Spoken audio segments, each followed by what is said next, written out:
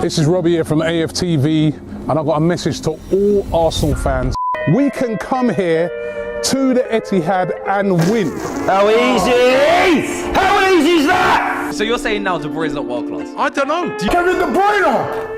Every game! Do you believe that? Shut that down! We come here thinking that we can do it. Fucking hell, man. And we can still win this title. Yep. The pressure told so much. You never see Haaland. My man took off his hairband and banged it in.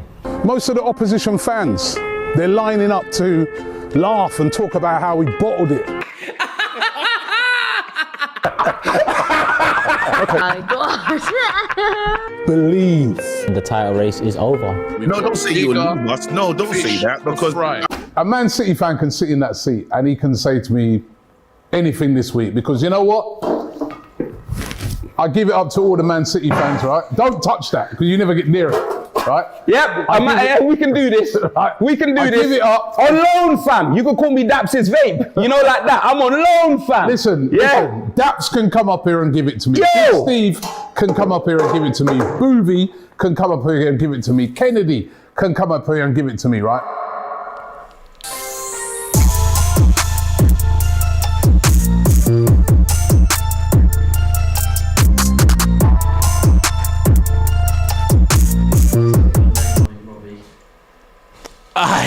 I don't know what's going on today. Listen, people. Daps, cut the promos, bruv. Get back on the show, man. I was having a good time. Saturday football show. We're back in style. Listen, cut all of this smoke, all of this. We got a show to get on with, man. Laurie, what's going on here? All of this title talk, City, Arsenal.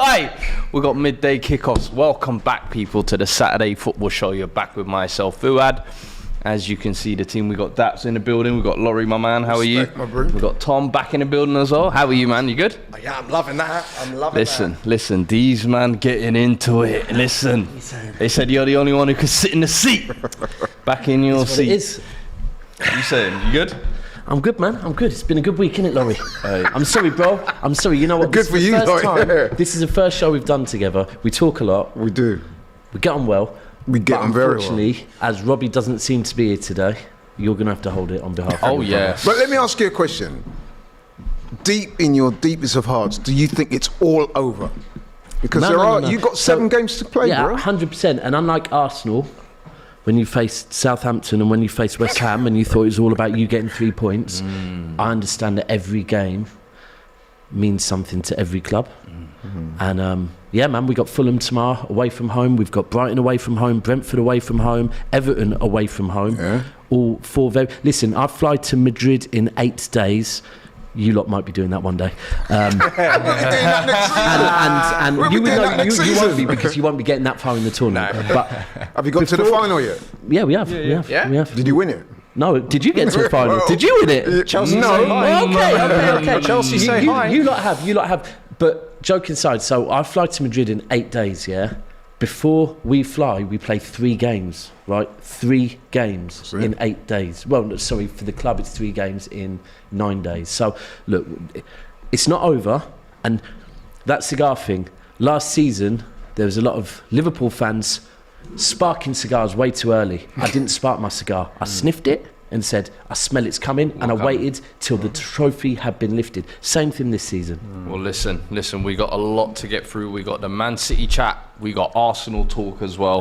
We got team of the season we're getting through as well. And let's not forget, we got all the 3 o'clock kickoffs covered as well. We got Brighton versus Wolves today, Brentford versus Forest. We'll go through the lineups very shortly. Just seeing the last couple of minutes of this action-packed Crystal Palace West Ham game as well. It's looking like it's going to end 4-3 Palace win. Good. After West Ham initially taking a 1-0 lead as well. So we'll keep you up to date on all the scores as they're coming in. Plenty of discussion along the day as well. So make sure you're getting involved in the comment section as well. See a lot of you guys already there now as well. Send your super chats in as well. Make sure you like the video as we're going along as well. But let's start with Arsenal.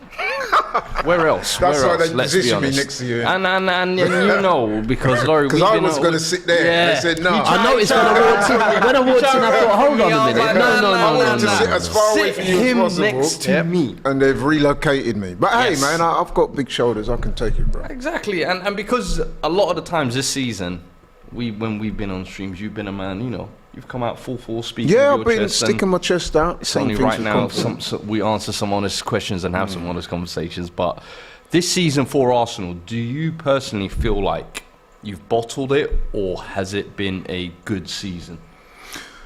I'll ask the second part of that question first. Yes, it has been a good season because I was one of those. I didn't see this coming. Us topping the league. As we sit right now, we're still topping the league by a couple of points. Listen, at the start of the season, I did not see this. My aspirations as an Arsenal fan was for us to get in the top 4, which we missed out on last year, and get into the Champions League. Right. In answer to your first question, did we bottle it? Up until the City game, I would have said no. However, I've got to be honest and say there were elements of that game on Wednesday that I was disappointed with. Namely, when we conceded that goal after 6 minutes. Yeah. I think you could see any little confidence that we had going into the game, which, let's face it, was fairly fragile after the Liverpool, West Ham and Southampton games. Yeah. Just seemed to just evaporate. And I wouldn't go as far as to say they totally spewed it, meaning they didn't try. But the lack of confidence was palpable. So much so that I didn't see us getting back in the game. Where do you think that stems from, though? Because it seems like it wasn't just that result. It's almost like a hangover over the last couple of Yeah. Do you feel like the nerves have kind of got to the players? Or I said the moment has just overawed them? Because I think there were points where they were saying in Christmas, no team has ever not won the league 50 from this points point. halfway. Yeah, and I think for majority, I think 80% of the season, you could say Arsenal were top. They still the are, most by the way. comfortable team, being there as well, playing their best football, having arguably some of the best players this season. Absolutely. Listen, But then I'm going to come keep it crunch 100. time, similar thing last year as well, I recall, in kind of the top 4. No, it was different to last year's. What makes it different for you this year? And if there were kind of like a few key things as to why you feel like this has happened over the last couple, what do you think they are? Right, yeah, so that's what I was going to say. So, you're right, up until Christmas, everybody was saying, you know, if you're on top of Christmas, you win the league, and the amount of points we'd amassed and blah, blah, blah. I was one of those. I was confident, genuinely confident that we could win it. But I think what we've seen is there's been a couple of factors recently that have contributed to our apparent demise, because I personally don't think it's all over yet. But anyway, the injury to Saliba and Tomiyasu for me has been crucial. That's been coupled with some indifferent form. And then with indifferent form comes the confidence draining out of the players. Yeah. And subsequently we find ourselves do you think in that 'cause position. I look at games like was it the first one of the draws where you went Liverpool. to a back five, yeah. and then Kivior was getting subbed on. That was and weird. Then I remember Jesus was arguably your best attacker in that game, with Saka being subbed your off. worst. But he took off Jesus in that kind of moment. And it was those kind of weird moments where I started to look at Arteta a little bit and be like, in the crunch time, I think you've made 1 or 2 decisions where you're definitely at fault. I think there's definitely, it's not, the funny thing is it's not just one thing, because I look at the individual players as well, and I look at guys like Saka, maybe in those couple of games didn't raise his level. Odegaard hadn't stepped up to those levels. Gabriel making a few mistakes that have been unexpected. Jesus missing a few big chances. All guys who have throughout the season do you know what it is? up. I feel like those 3 games have their reasons. I think Liverpool was probably... Look, the thing with Pep at the moment is Pep is still learning. Every year in the Premier League, Pep is getting better because he's getting more used to it. He's noticing things. For example, grounds. You have to respect grounds, away games. Yeah. You have to respect Anfield, right? You have to. We've learned that the hard way.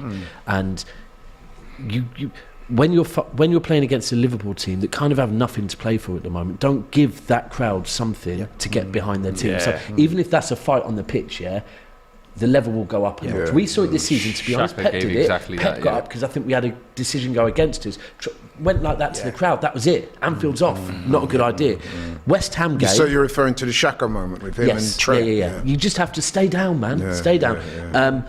And then the West Ham was next, wasn't it? The West Ham game for me, you started off well, back to the same Arsenal. What I think by that point is some of your players were starting to look, and your fans were starting to look at Manchester City as in eyes on that game. Because I kept asking Arsenal fans, how are you going to win the league? And they're going, at the Etihad. And I kept saying, no. You can't. Past that, you've got a 5-point lead, 3 points off, forget that. Park that up, yeah? And that second half against West Ham, like I said, you lot thought that was about you lot getting 3 points, but to 50,000 West Ham fans, that was about them not getting a point. You know what? You did make a valid point there, because I remember that second half they were so loud They because were. you were playing against a team that were fighting relegation. Listen, I was having arguments with Arsenal fans in AFTV setup because they kind of had that similar attitude about West Ham. And I was saying, listen, man, West Ham, away from home, it's a London derby. On their day, they have some very good players. And they can rise to the occasion. I mean, you know, Declan Rice, to name but one. And I said, that is not going to be an easy game. It's Sunday afternoon at this stadium, 60,000 fans, whatever. Expecting a bounce back from the week before as well. Exactly, and they've done well in the Conference League leading up to that. For me, the only other thing I was going to say that came in, so those 3 games kind of were a build-up, but I was very vocal before we played you in the FA Cup, right? You're always vocal, mate. I'm always vocal, I am. But before the FA Cup game, I was very, not just to you, but to you and City. Do you feel like that FA Cup game was a 100%. turning point in the sense of, up until that point, I felt like maybe you could say Arsenal were looking invincible at that point. The Anfield away test they passed, North London derby they'd come through.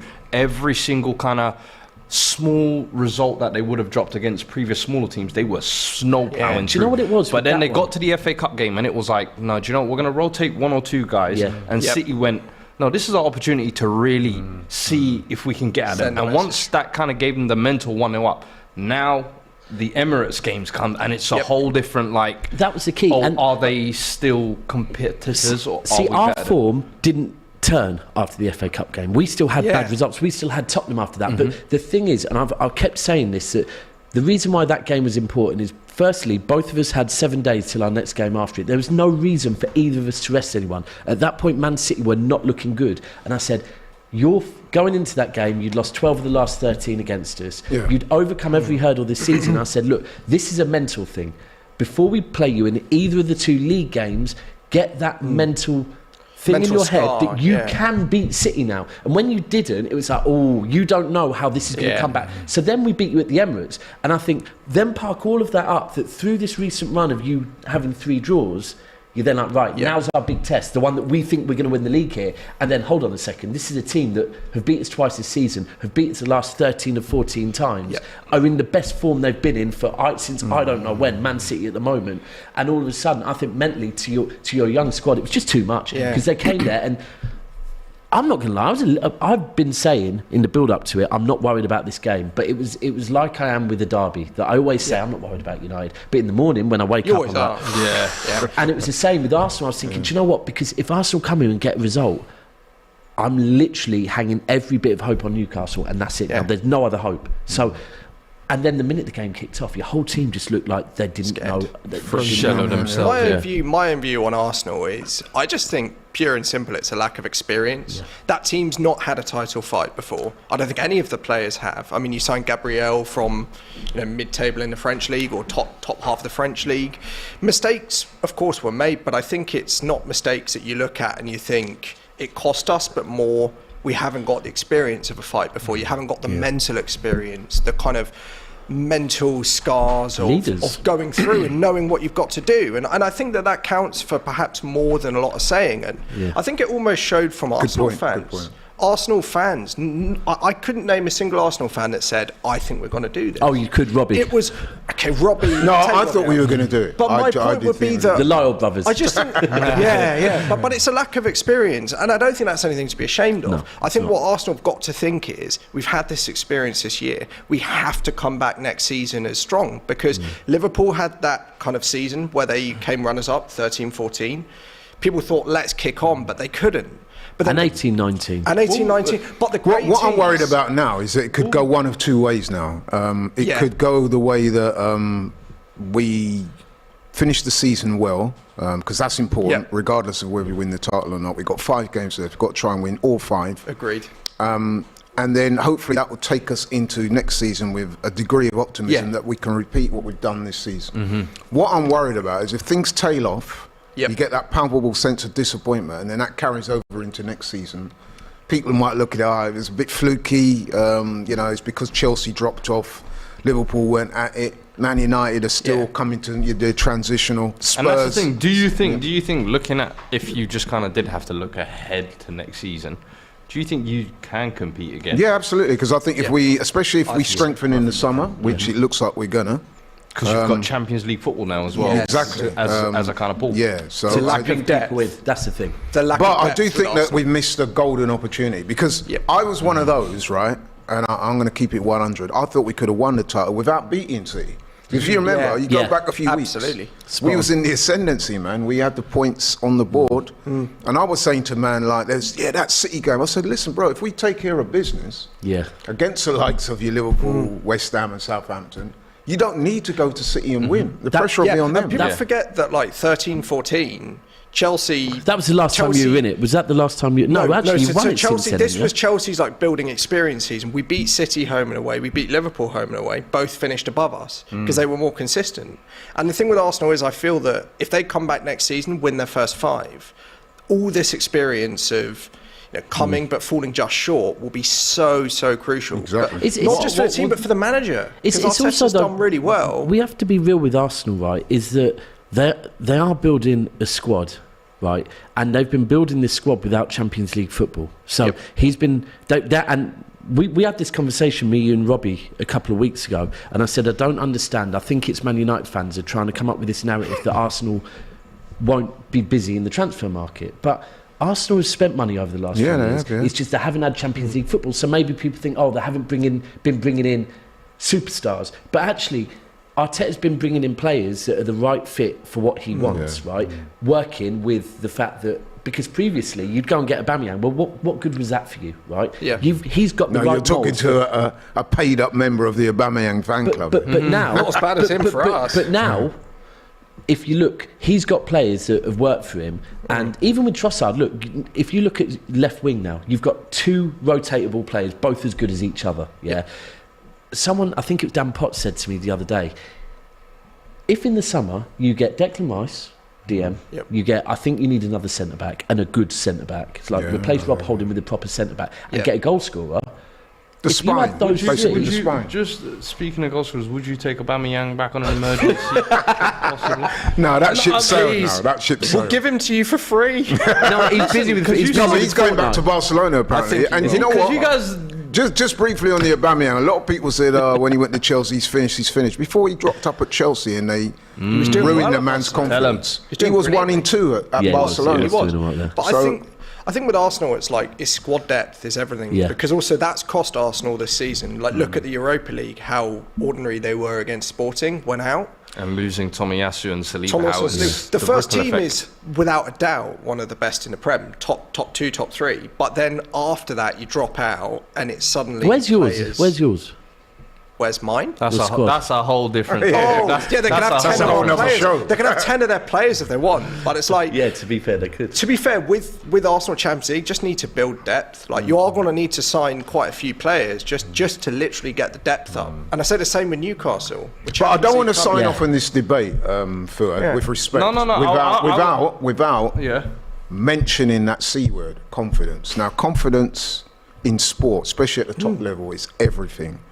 What we saw with Arsenal, people are very ready to throw that B word, bottling it. No.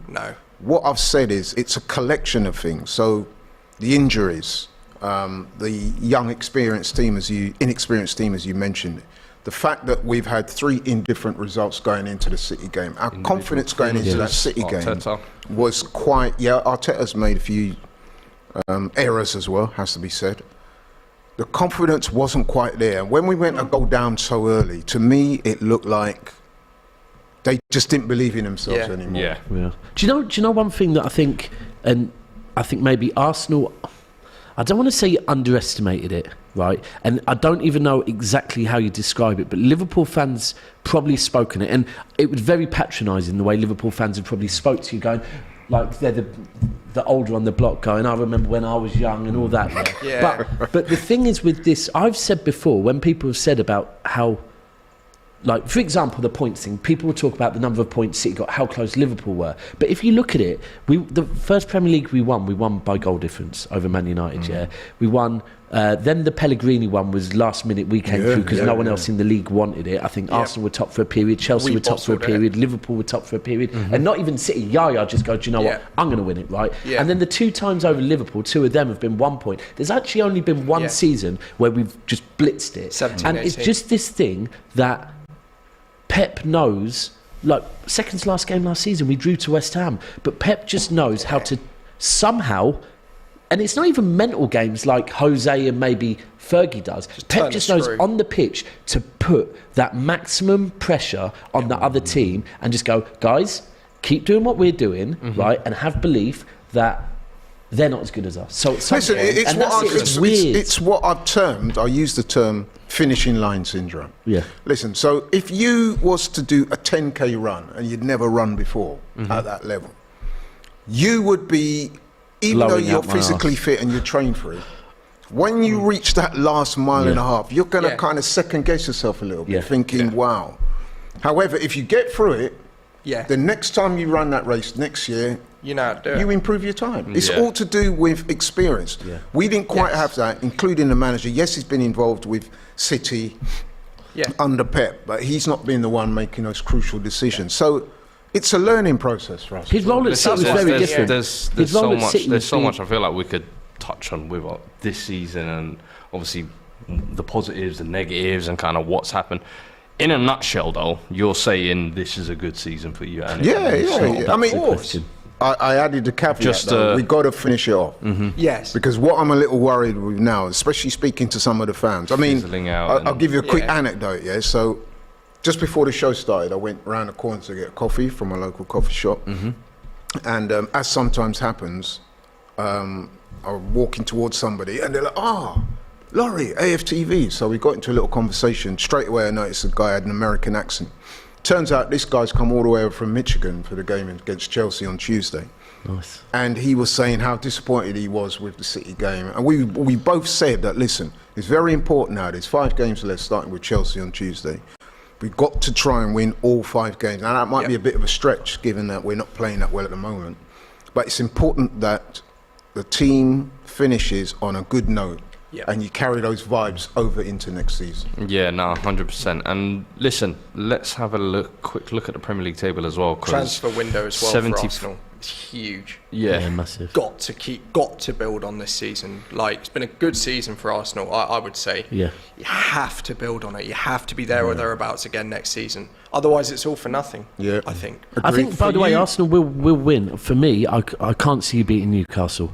I'm not saying you'll lose to Newcastle, but I think that is a difficult game. I think a draw. Bro, never mind that. We've got to beat Chelsea first. Oh, you're back. No, I'm worried about that game. I'm genuinely worried because, listen, shall I tell you why we're worried? You see the same conversations before the 3 o'clock kickoffs. I want to run through some of these teams as well. Actually, I was going to say, what about for you? What would you say? Good season or bottled it? You don't need me to answer that. I need you to answer it right now. Worst season truth. I've ever seen. Worst season I've had as a Chelsea fan. I think you meant on Arsenal. For Arsenal. Look at this. For Arsenal. I think a brilliant season. Yeah. Genuinely, I think top of Arsenal's expectations this season. Superb season for Arsenal. What about for you, Daps? Do you know what? The mad thing is, every time Robbie says he doesn't like using the word bottle, I just think you can't, Robbie. That's hypocritical because it's all you call Tottenham, right? And if it's your word that you want to use, understand it's going to be used back on you. But at the same time, I think Arsenal have just been naive this season. And if naive means bottle, then you know what, you can call it bottle. For me, the way I see it is whatever. Cut it out, Laurie, yeah? All of a sudden, now you're trying to redefine terms and, hey, let's use the dictionary. Listen, stop it. For me, 2 things can coexist. I'm sorry. You can say it's been a good season in terms of what you came into the season and what your targets were and where you finish.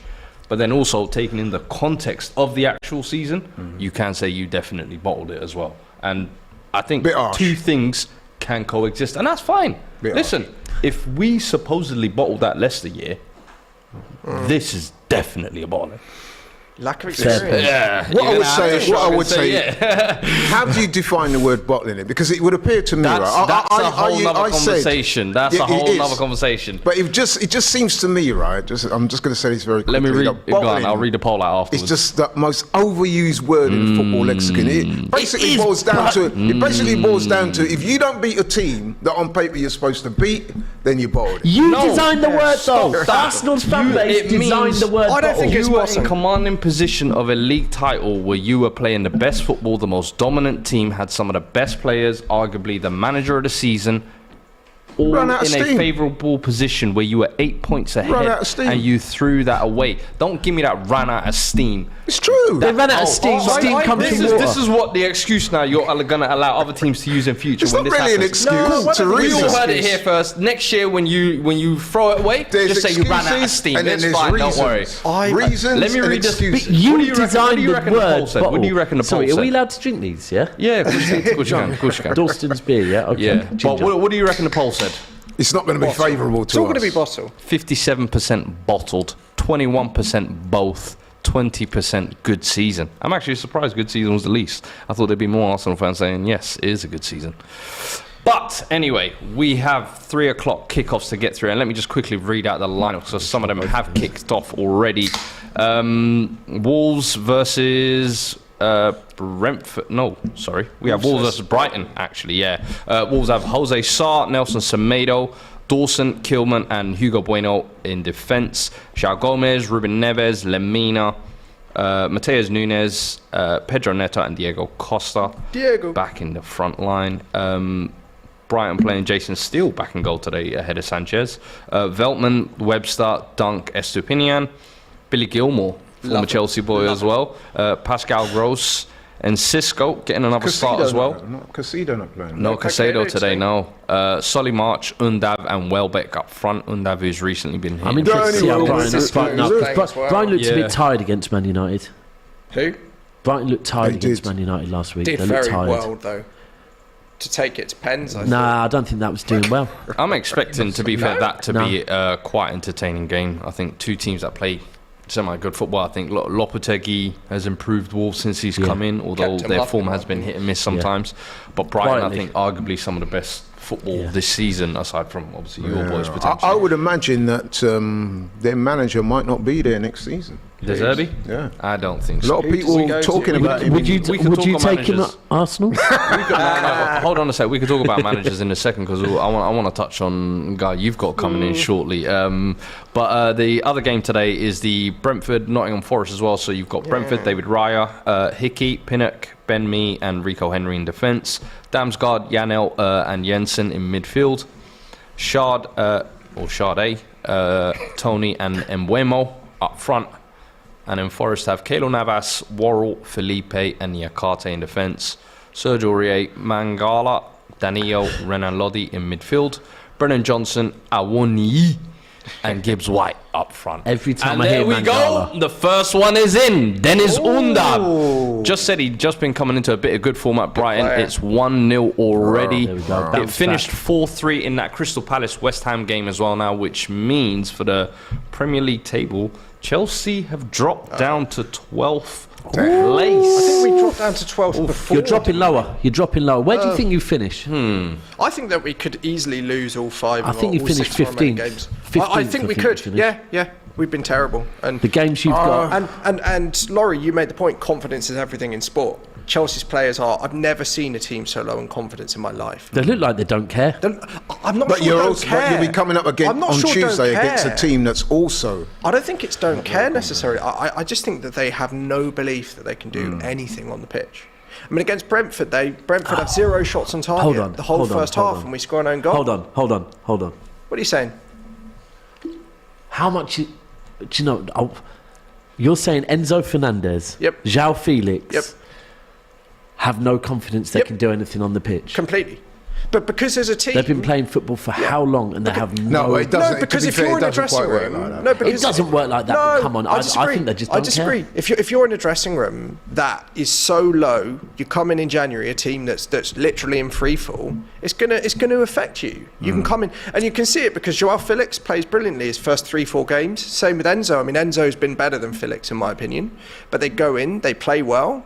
But then it is going to infect you, like the negativity, the negative spirit, the fact that your teammates are all terrible, or playing really poorly. I'm not saying bad at football, but so low on confidence. Of course it'll affect you. It's not that they're bad players. There's been so I think much they've got no one to upheaval play at for. Chelsea Yep, this and that season too. as well, and that- it's kind of the players are in the middle It's almost of it. created an unstable culture, if you like, for whatever manager that comes in, whatever player that comes in. It just feels like you just can't settle or anything. But And I over the don't know- last week or so, you've had Pochentino obviously get linked in. What do you Yes. kind of make of what he could potentially bring, firstly? And then are you happy with So Pochettino? quick first one on the upheaval, and I think it shows our season. And I'll answer your question.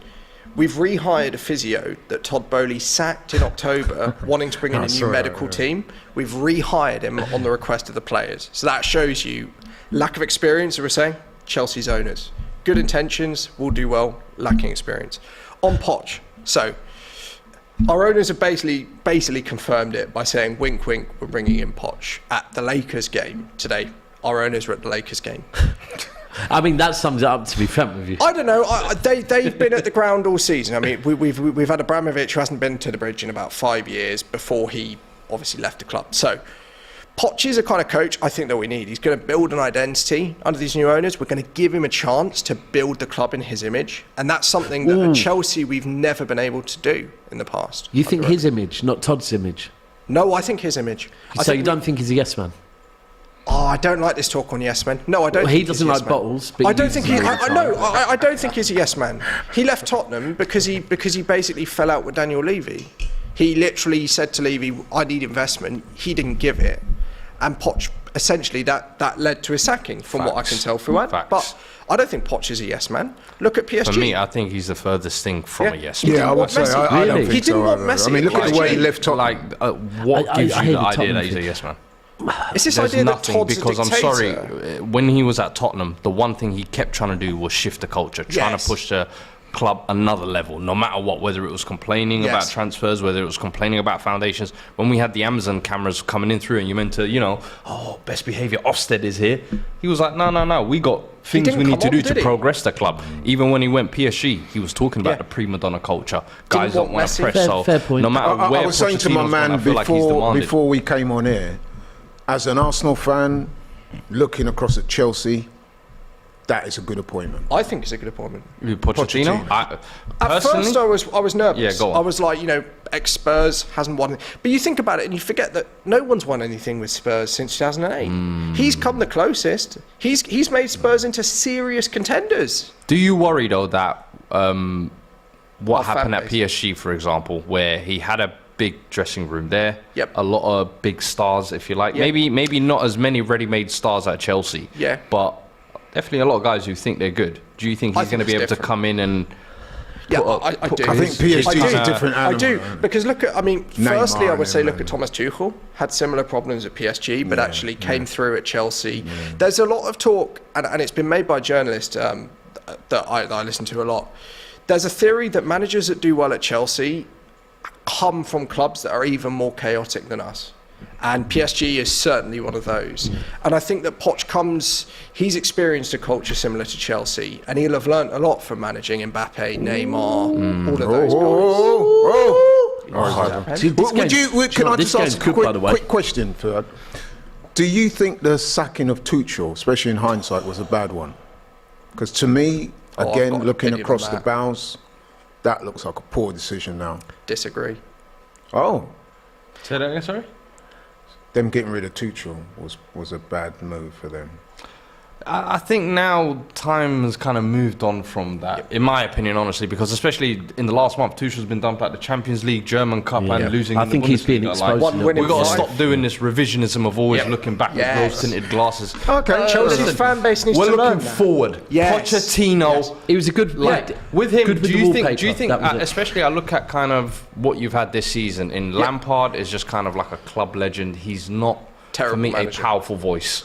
I look at Potter kind of walking into a big job, stepping felt up. for him. Listen, I get it. I felt can for understand. You can almost fall for the tactical side of things and see the idea of it. But he's also someone not of what I would call a strong character that can impose himself. I feel like that's what cost him at Chelsea's Chelsea. best success has always come Don't know under what you're trying to managers do there. with strong character. You look at Conte, strong character. Mourinho. You look at Jose, strong character. Ancelotti, strong character. Do you think Ancelotti? I think Ancelotti is one of those almost understated. He's maybe not a big talker, That's but he it, definitely has worked in. No, I agree. Ace And in the And lab, he gets Real Madrid. respect. He demands respect. Yeah. So Do you know This is what? what I mean. Character doesn't always mean the loudest in the room, but someone agree. who can impose themselves on a dressing room. But you And know more than do you anyone. look at Pochettino though and see that? Yes.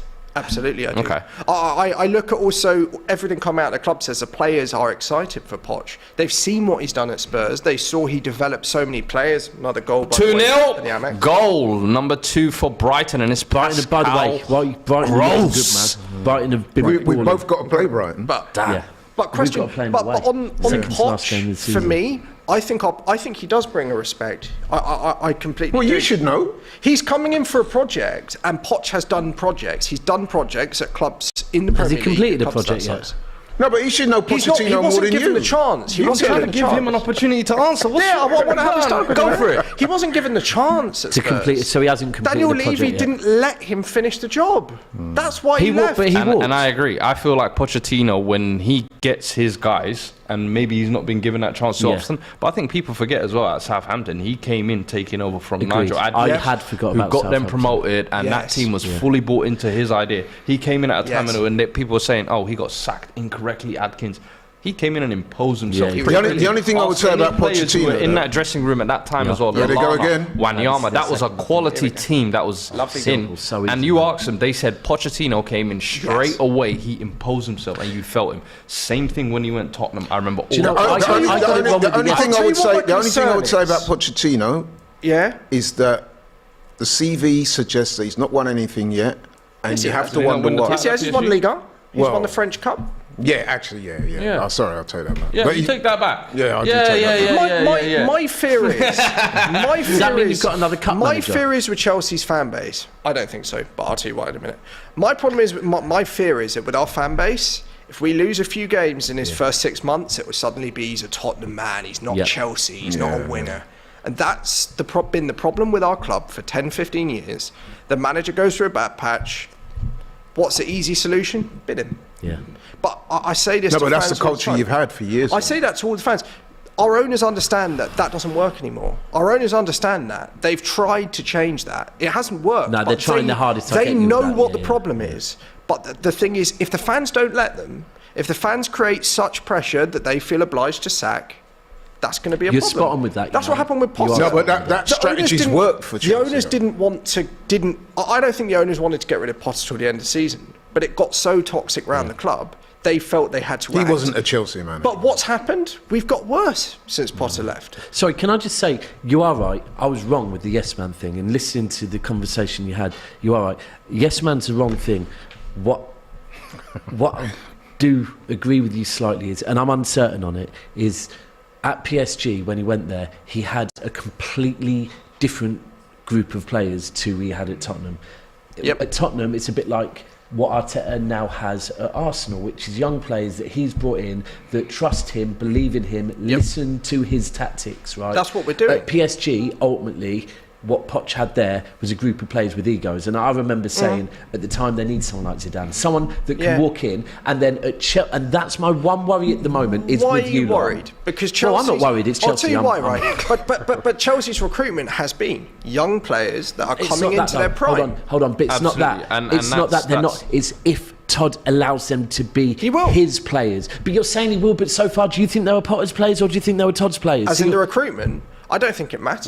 What do you mean by Do you like, think Todd's Poch was players? watching MK Dons do you when Dele Alli came in? Right, so at PSG, that group of players was a group of players, one he inherited and two that had egos, yeah? Yep. Yeah. Right, so here now, when he gets in there, firstly, there will be some egos in there. I'm not saying all of Chelsea's dressing room is egos, by the way, Yeah. but there will be some. When you've got a Always group of egos. players I don't that want think- that much yeah. money. But Always egos in it's football. if, when he gets there, he firstly has to trim the squad massively. Of course he does. And then secondly, Todd, and this is a key with, I think, moving forward with Chelsea, is Todd now has to salute him signing the cheques. That's what you want as an owner. Yeah. But he now needs to allow Pochettino to have maybe a sports director that he works alongside. A We've football got that director, now. right? And Todd has to step back Yeah. and let Poch and him. Yeah, But how work do you this know is- how do you but know this he's not is the going to let story. him do that? I'm not. But No, this is hold on. I'm no, not saying but won't. this is- What but I'm this saying is- is this is the key at Chelsea now. Is But that Todd?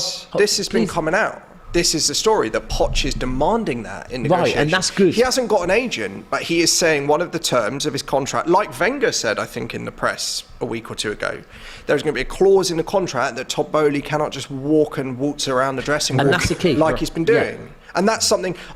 there's a rumour, and I'm sure it is a rumour, I don't think it's true, that during one of Chelsea's games, Todd wanted to bring his VIP guests into the dressing room at half-time. Now, I don't think it's true, by the way. Yeah.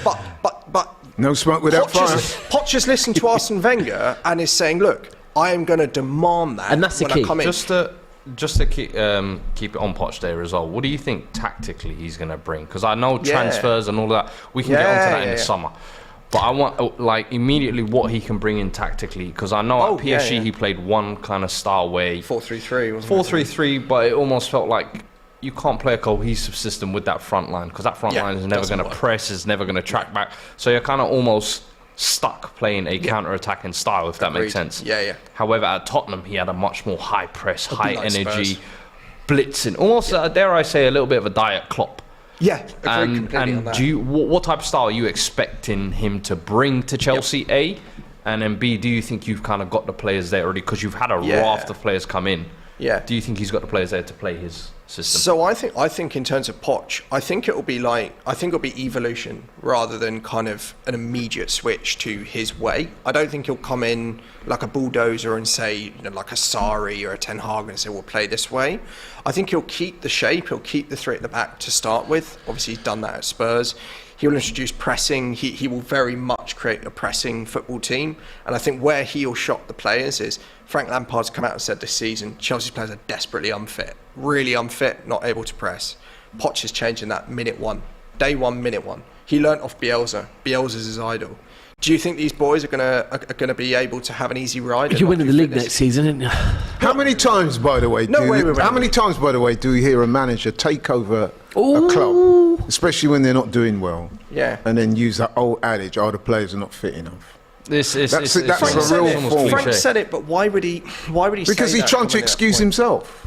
Because think so. basically, what he's saying by saying that is, what he wants them to do, they're not capable of doing it because they're not fit enough. But what Chelsea style was under Potter was possession, trying to do what City do, where realistically you don't need to run hard in a way that it wasn't a pressing football. So you're telling me that N'Golo Kante Kante is not one of the fittest players? Kante didn't play. Kante didn't play till You're Frank. using an individual to kind of look at the squad. Kante didn't play That makes sense. until Lampard Like, you came can't in. judge Kante's fitness based on how Okay, squad but, is. the premise of my argument is, so many times I've heard managers say that when they take over a team and the team's not doing well, the first thing they will do is, "Oh, the players are not fit enough."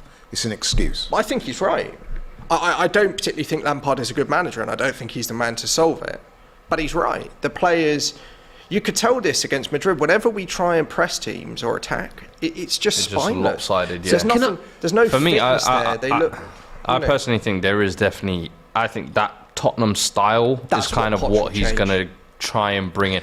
The thing is I don't think it will happen overnight. No, I think the first and foremost important thing is the kind of clear out you have. Yeah, I think agreed. you need to trim the fat in your squad. Yep. Yeah. The lucky thing he has is you have an abundance of quality that's young, Yeah. so Agreed. he can That's kind of what we come in love. and mold them, if you like. Yes. That's where I kind of think you were kind of alluding That's to earlier. exactly what I was saying. So Yeah. it's I feel like that's where his kind of tactics and system can kind of pay off first. For me personally, as a Spurs fan, when I heard it this week, I can't lie to you, I was demoralised. Yeah, Because especially with the fact you haven't all the sorted last you maybe lot out, few yeah. weeks, I was like, I don't want Pochettino back at Tottenham. And even No, now, you said I'm that, not yeah. saying I don't want him back at Tottenham. But he's your man, But right? don't join my rivals, Yeah. bro. Like, Yeah. please. Like, No, but come you on. just It was said like Now if- I got to bury you just used it, but it was like earlier on. You was using the phrase "let's move on." Move on Yeah, from it was it, like bro. I Tuchel. know. No, that's I know, what he's saying. I He get wants it. to No, but move it's on, the but he same. doesn't want him Happy to joining move them on. lot. I don't Yeah, want yeah, him to come yeah. back to But me. it's the I'm happy same. to move on. But it's like it's with a case Tuchel. of don't Yeah. move to my rivals. Yeah. I don't So you're wanna like see that guy. I don't that want to is- see you now go You used to Chelsea get your and ex. You don't Chelsea. want your ex to go out with a Yeah, throat. it's It's like if Tuchel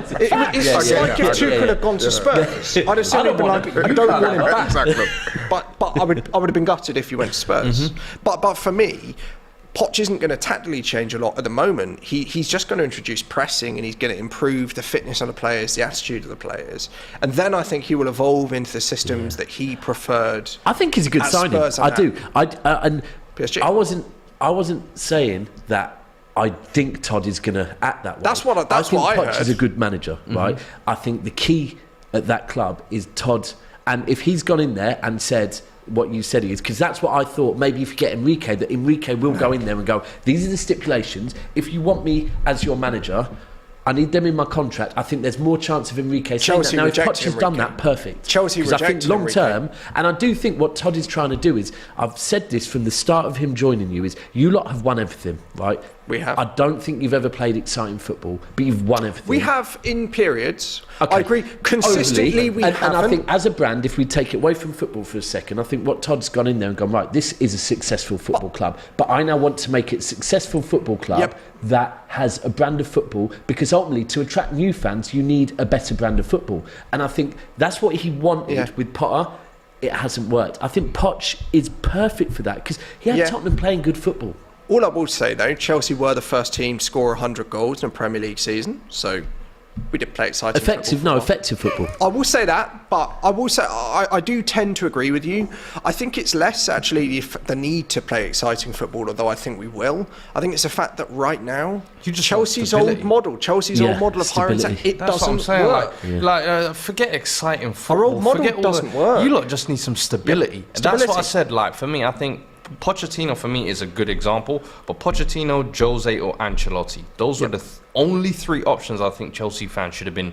Ancelotti. Do you think that was stability though? Someone who understands what a dressing room needs, someone who can come in and players respect and understand and follow their leadership. He wouldn't be there for long though, would he? But my point would be, Chelsea just need a bit of stability, is what I'm saying. My point is, you cannot win the Premier League, you cannot win titles anymore in a league setup, particularly playing 12 months with one manager, two seasons with another. You cannot do it. Do you think and the board accept Harry Kane though? We might try, but I don't think we get him. No, you won't. Oh, imagine that. Would you? I would love it if we got him. But Daniel Would Levy do that? Daniel Levy's no mug. I look at all of Spurs'. I'm telling you now, if he would Pochettino is there, the chances of that move happening goes down even further, in my opinion. There is no chance Levy will say, "Oh, you think I'm doing you a favour after you've joined the rivals?" Hell no. Think about Daniel Levy here. You've got every Spurs press release, Levy out, Levy out, Levy out, Levy out. What would you do? If you were Daniel Levy, you sell Kane to Chelsea, your reputation plunges even lower with Spurs fans, right? It's like Chelsea and decisions at the club, like if they increase ticket prices. I don't think it's the right move for Chelsea neither, by the way. I think it's fair to say that we all agree that next season at the moment, Chelsea will be a different animal. I think we can be. Say that again, sorry? Chelsea will be a different animal next season. Yeah, I think under Poch. I think, but look, like I said, another goal. 3-0. Pascal Gross with the second goal of the day. Back after the FA Cup. My God, there is a ton of goals today. 4-3 earlier on in the Crystal Palace West Ham. 3-0 in the Brighton Wolves game currently. 0-0 in the Brentford Nottingham Forest. Arguably, they've got to be one of the teams of the season. Pascal Gross with his second goal of the day. Played gorgeous football as well. Arguably, they've got to be one of the teams of the season so far. The team of the season for me. They're really pushing for top. I mean, Arsenal, the other one, but. Definitely. Let me just quickly go around the table and ask you guys. Perfect. I love that you just mentioned that word expectations, because I was going to ask you guys each individually. Tell me, when Poch comes in the summer. Yep. What are the expectations for next season? So top in 5. In a quick, short summary. Top 5 get Champions League next season.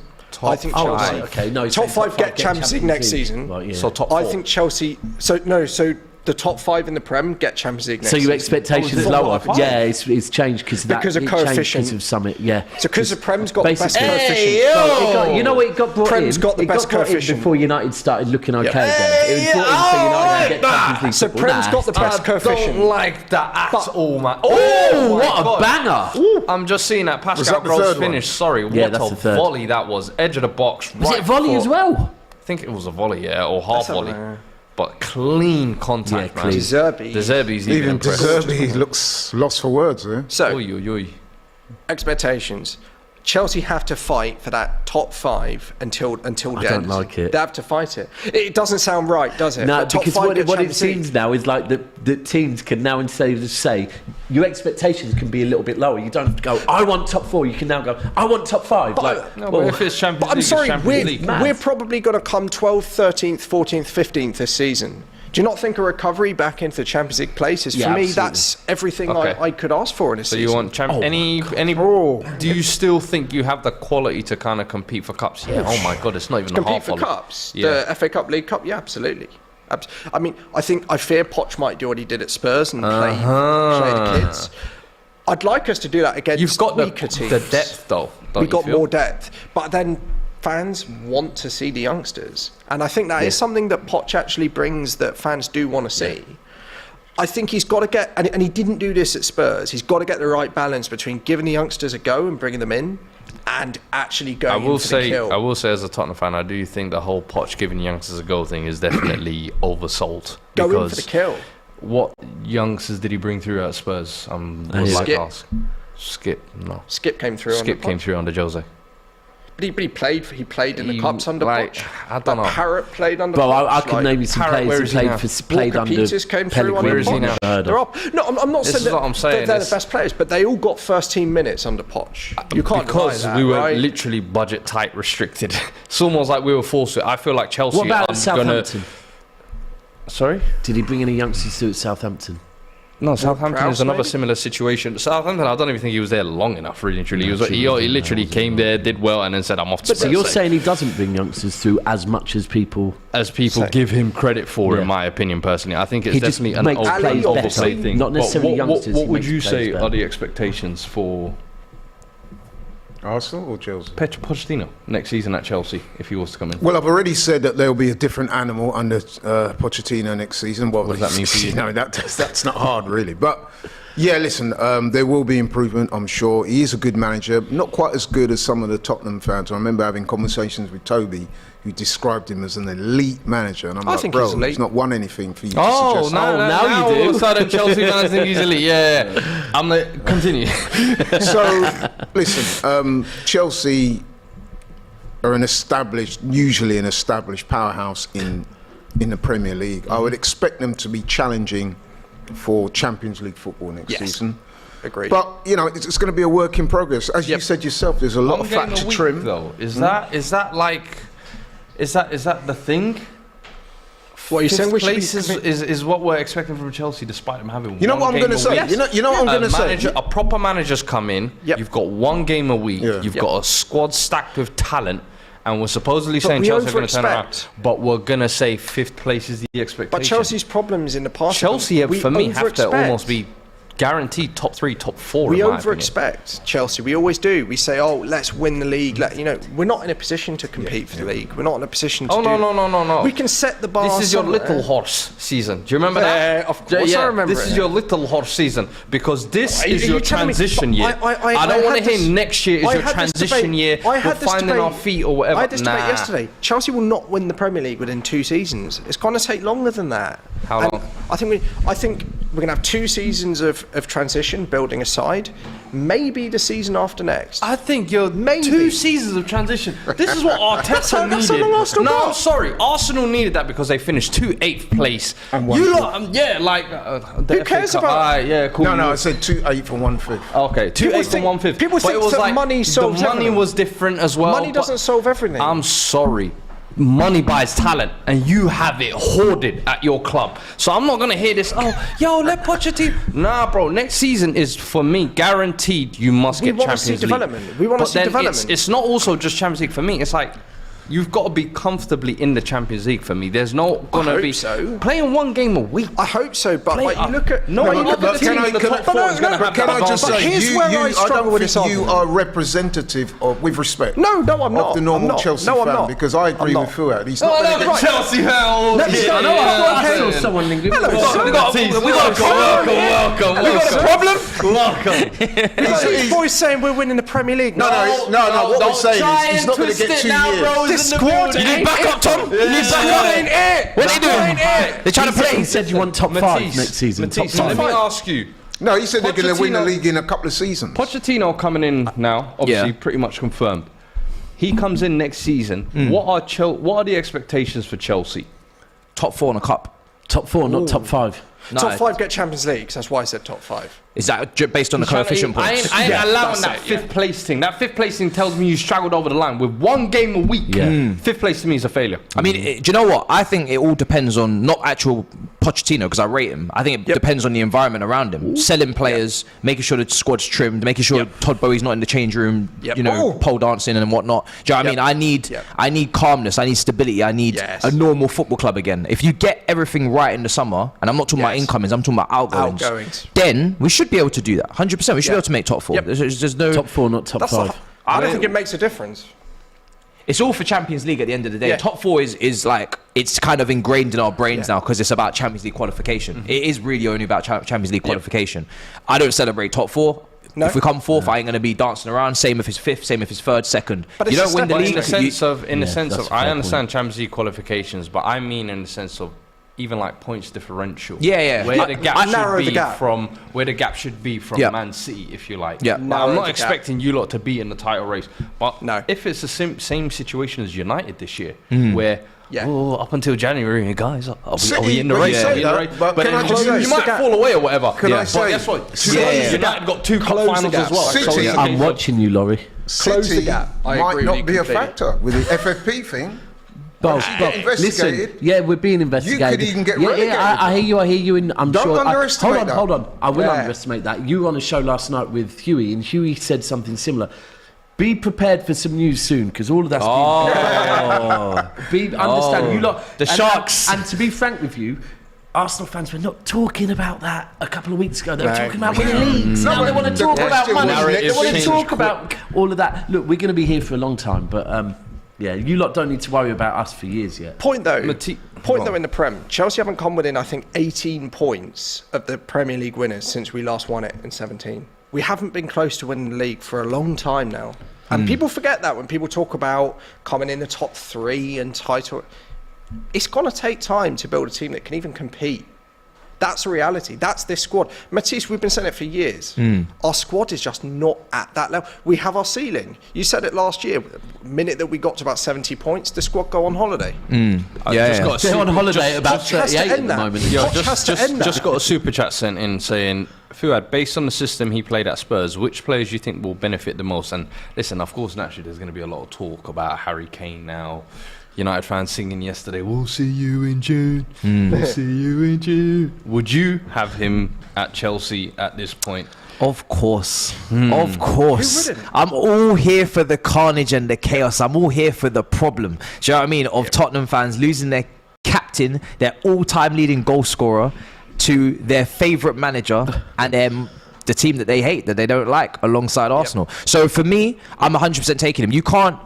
You won't get it. No, taking him, of course you take him. I'm saying, do you want to go for him? Of course. I don't think we're going to get him.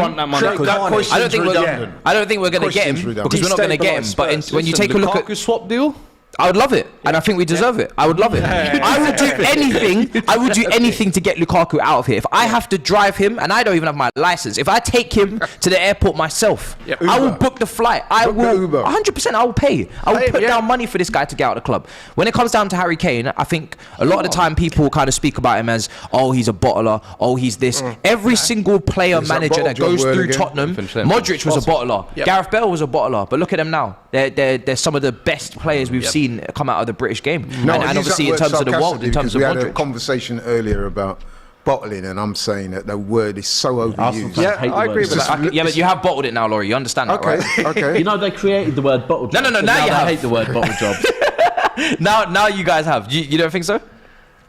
Not yet. I think there's excuses and then there's reasons. Oh, what was the excuse? What was the reason for Southampton?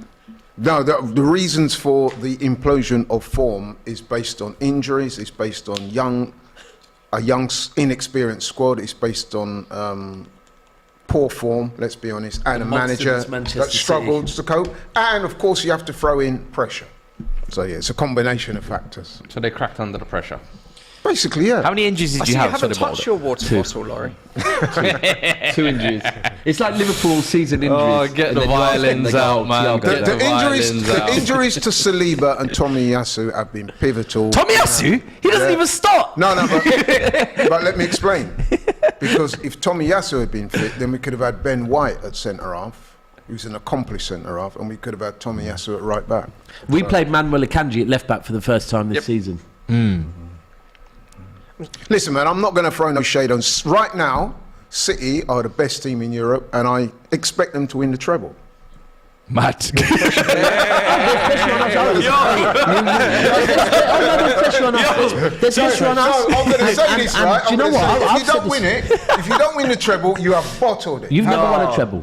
He said, You've never won a treble. But No, I'll counter if you don't win the treble, If we have don't you win the bottled it? league, I'll the treble. comfortably. The treble. No, hold on. Because Hold on. it seems to me, Hold on. Matisse- You created a word, then you don't want to use it. see what you're doing. I see what you're doing. No, if you give it out, you've got to take it. If If you this give is it what I'm out, saying. you've got to take If it. we do not win, Absolutely. if we do not win the league, You're bottled. that is a bottle job. However, I'm not having any Arsenal fan tell me that if we don't win a Champions League, something they've never won, if we don't win the treble, something they've never won, is a bottle job because they've never won it. The reason why I'm saying that is because it would appear Did you think though that the word bottling, as I said before, seems to be these days. If you You don't created it, you're man. trying to throw it around You, and man, then created it. cry wolf when it's used against you. Allow it, because I see what you're trying to do here. But if I was to If you ask don't you win the now, treble, you're bottled. if I was to ask you now a few months ago though, could you have seen this potential Bro, treble now? look, Like let's all move of a away from sudden, Chelsea. Man- Actually, I want to move on to Man truth of City. the matter Perfect is, segue. and I've said this all week, going into the Arsenal game, right, I was until they dropped points to Oh Southampton. my God! Sorry, quickly. It's another just goal. 4-0 4-0. Brighton Sounds once like When are again, we playing man. Brighton next weekend? Or is it Newcastle we next played them, weekend? but you Wash played them out as well. Wolves. We played them second to last game. The title will be done by then. But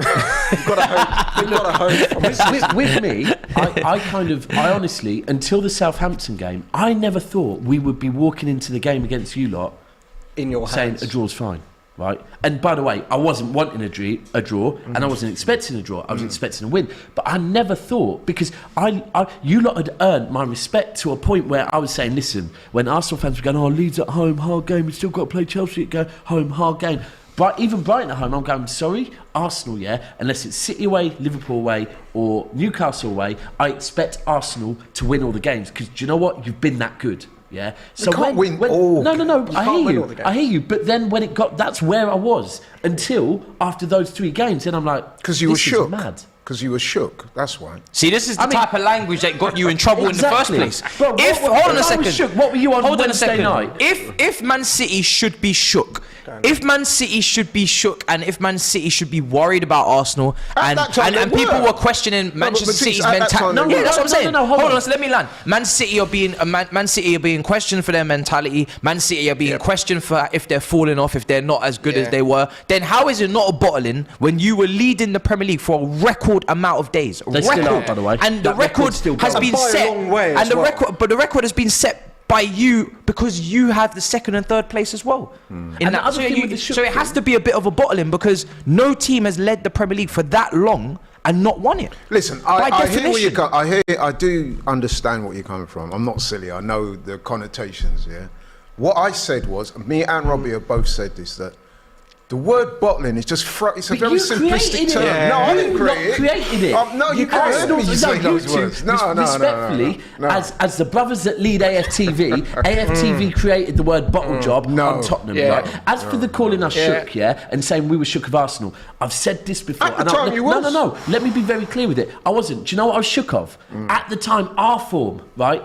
Our form. I always said, if we get back to the City form, I'm fine. I was never shook of Arsenal. I've consistently before, I've said all season long, I worry more about our form Everton away than I do Arsenal at home. So I'm not shook of Arsenal. I'm shook See, looking away at that from now, home. though, yeah. Now that you've hit that kind of final form, you've got Erling Haaland back and forth. Yeah. KDB, Gundo, Grealish, Ruben Diaz, the John defence Stones, the is all in defence, form as well. Aki as well playing out of his skin. He might And be he's coming looking- back. he's Might be coming looking, back from yeah. injury sooner than expected as well. But looking all of that now, going into this kind of final scene, maybe you didn't see it a few months ago, Yeah. but you knew we still got that dogs in us. Yeah. Now Yeah, you've yeah. tapped into that. Are you looking at this treble like, if we get past Madrid, what's stopping us? There you go. Thank you. 'Cause Pep said. I think it's spot almost on. like that's and the hurdle, that isn't is it? spot on, right? Because no one celebrates if you've got a four game accumulator and the first game hasn't come in. You're not going, I've won 10 grand, right? And when people go treble, hold on. Firstly, we haven't got through to the final of the Champions League. Secondly, we haven't won the league. Thirdly, we haven't won the FA Cup. And then fourthly, we haven't played the Champions League final yet. So there was never talk of treble this early back in the day. It would be once you've won one or two, then it's like, right, okay. And for me, I think you are spot on. That of all of them, come on, man. That's where Liverpool We came on. played Madrid in a Champions League final. This is going to be our third time. I was at the Bernabeu last season, right? It's not easy. No, it's them man know how to win games in third gear. But let What me looks ask you like straight third up. gear. Let me ask you However, straight up. second leg is Let at me the ask you Etihad. straight up. City and Madrid in the final this year, if that's how it No, it goes won't out. happen with City. Not. Right, Milan yeah. So will who's do. favoured to win that game? On paper. City. City, because the City. second Right, so leg's if at you the don't win Etihad. it, do you And bottle the it? fact that you said that Is the that a second bottle? Well, everyone's going to say No, it. you can't have a bottling against Real Madrid in the semi-final I of the don't Champions see. League. See, people that, said Laurie. Not unless you're 4-0 up. You so shameless. This guy. Only way it's a bottle job is if they win the first leg 3-4-0 and Yeah. That's a That's a bottling. bottling. Yeah. So in other words, what you're doing is you're moving the goalpost. not at all. No. So one of my friends all week has been saying to me, he keeps sending me images of flights to Istanbul. And I've said to him, no, stop it. Yeah, we booked Madrid before we played the second leg against Bayern. I was nervous. I'm not doing that again. And I've agreed with him, listen, if we're 3-0 up at the Bernabeu, I'll book it. Yeah, because I know the Etihad, we now have the record for English teams at home in Europe. The Etihad is a fortress. Whether people want to talk on it or not, it is a fortress, But this is Real Madrid, man. This is Real Madrid. Facts. Now, if you look at, because I've had someone say we bottled it last season against Real Madrid, and I've said, I'm sorry, I'm not having that because we carried a 1-goal lead to the Bernabeu. That's not enough, right? And if you look at it, and to say bottle jobs, I said, if you want me to call my team a bottle job, no problem. The City with Leroy Sané, the City with Sterling, the City with Aguero, that City lost to a kind of similar-ish Chelsea squad now in a Champions League final. No problem. I'll call that a bottle job. That was But Pep. I'm not calling Madrid in the Champions League There was semi-final. no Sane there in that team. No Sané, no. No Sane. No, he left that. He'd left by point. then, yeah. Yeah. No, it didn't. It was Yeah, Sterling. Do you think Sterling that big Jesus. difference though this time is you having the home leg Yes. second, I said, and right, that's so the when the draw got made, and a lot of City fans were saying they wanted Real Madrid in the quarters, and I said no, we need one more big scalp. We need a big scalp because every Champions League win against a big team is making us believe that little bit more. Yeah, because we're on a journey in the Champions League. You don't just go. And understand, I've said this to Tottenham fans when they're thinking this You season gotta we're in the Champions fall League. I'm like, before you come can on, run. man. Yeah. You have to have them moments, And I said, we Question. didn't even think it. The final when we played Question, them, Daps. hold on one sec. We played PSG, we played Dortmund in the build-up. Then we played. Yeah. We started to believe. Then they knocked it out of us. Fine. Yeah. Then last season again, we played Dortmund again. We played PSG again. Beat them both. We believed. Then Real Madrid, or Atletico, sorry, it was. Then Real Madrid knocked it again. This season we've had them again, and I said to you, right, that's one more scalp. And but more importantly, I looked at the draw and said, ooh. Real Madrid's second leg At home. at the Etihad. This is a very long-winded but my diatribe point by would be- you. Are you going to win the Champions League? Yes or no? Are you going to win the league?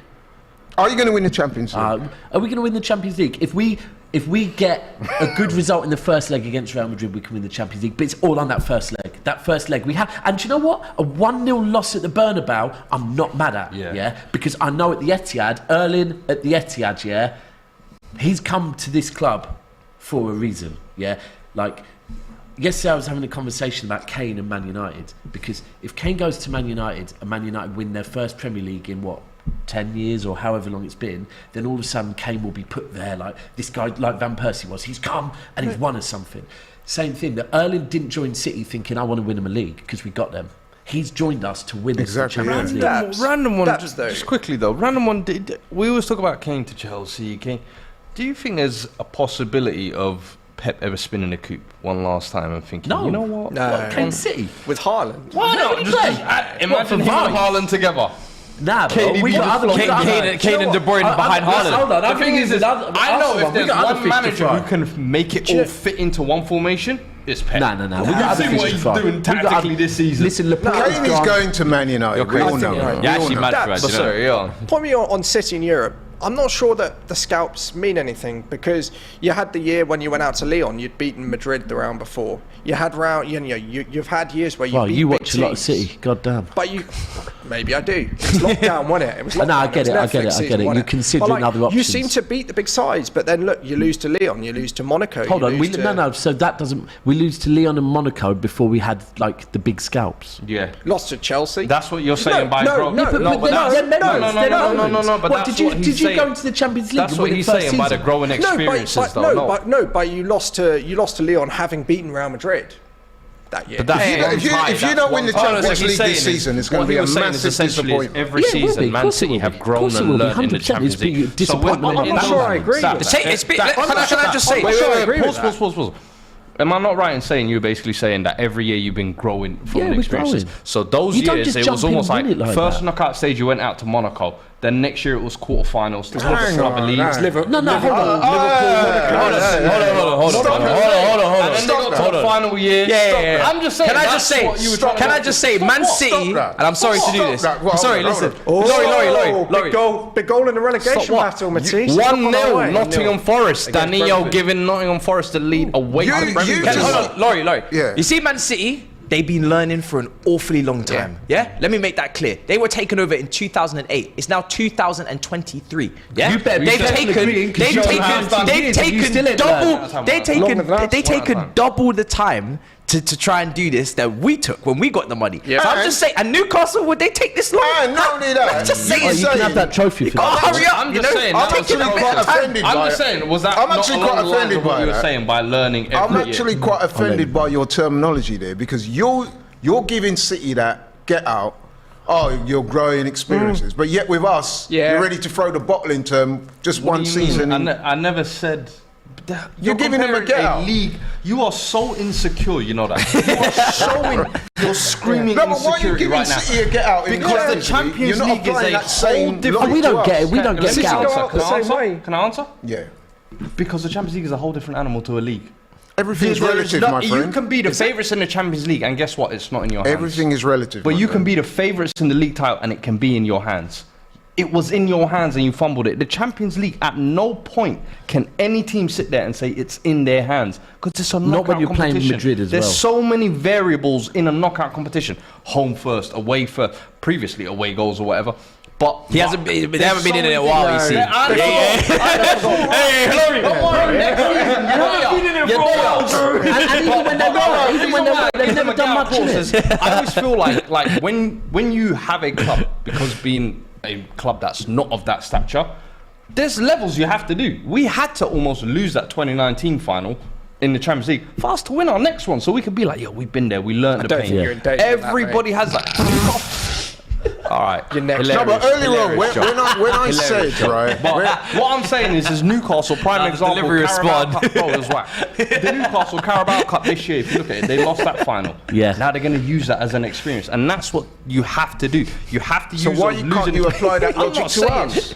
What? You lot are going to use this season as experience. Yeah, but you never gave us that get out. You were did. just quick Get to out. throw the bottle into us. No, that's because you throw it round. What did I say? Did I not say two things can coexist? Did I not say that? Yes You or did. no? To be fair, you did. So, But what is your whole argument about? because you were giving City I said that two get out things of can saying growing coexist, so that experience. nullifies everything you said.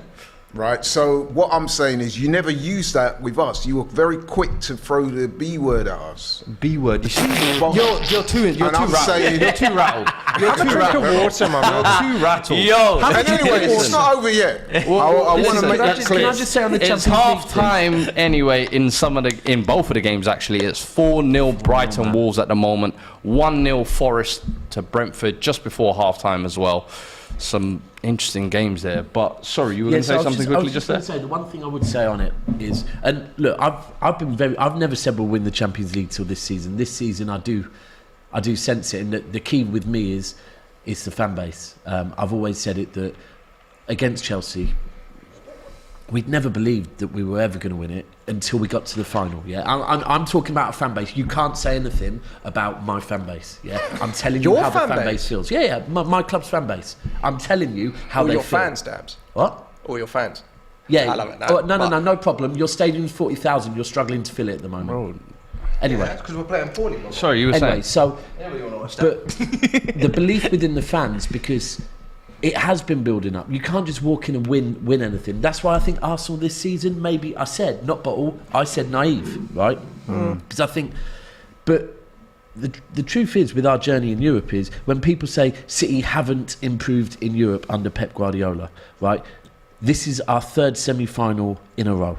Right, no other English team has ever achieved 3 Champions League semi-finals in a row. No one will remember I'm not that. celebrating. No, because no one remembers the fact that you've only but reached is one that not final and one semi, consistency? right, in 19 Well, years. you're right.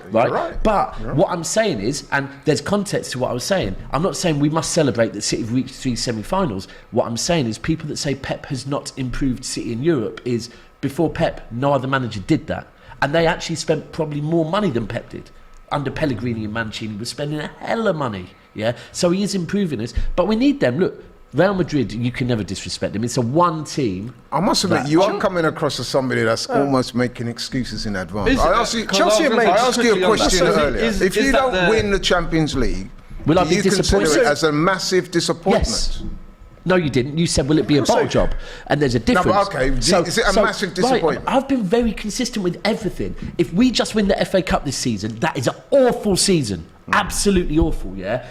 Now where we are, if we don't win the Premier League this season, that is a bad season, right? So for me, winning the Premier League and beating Manchester United in the Cup final, if we don't win those two, I'd probably say, do you know what, if you want to call it a bottle job, absolutely no problem, right? No problem calling them two.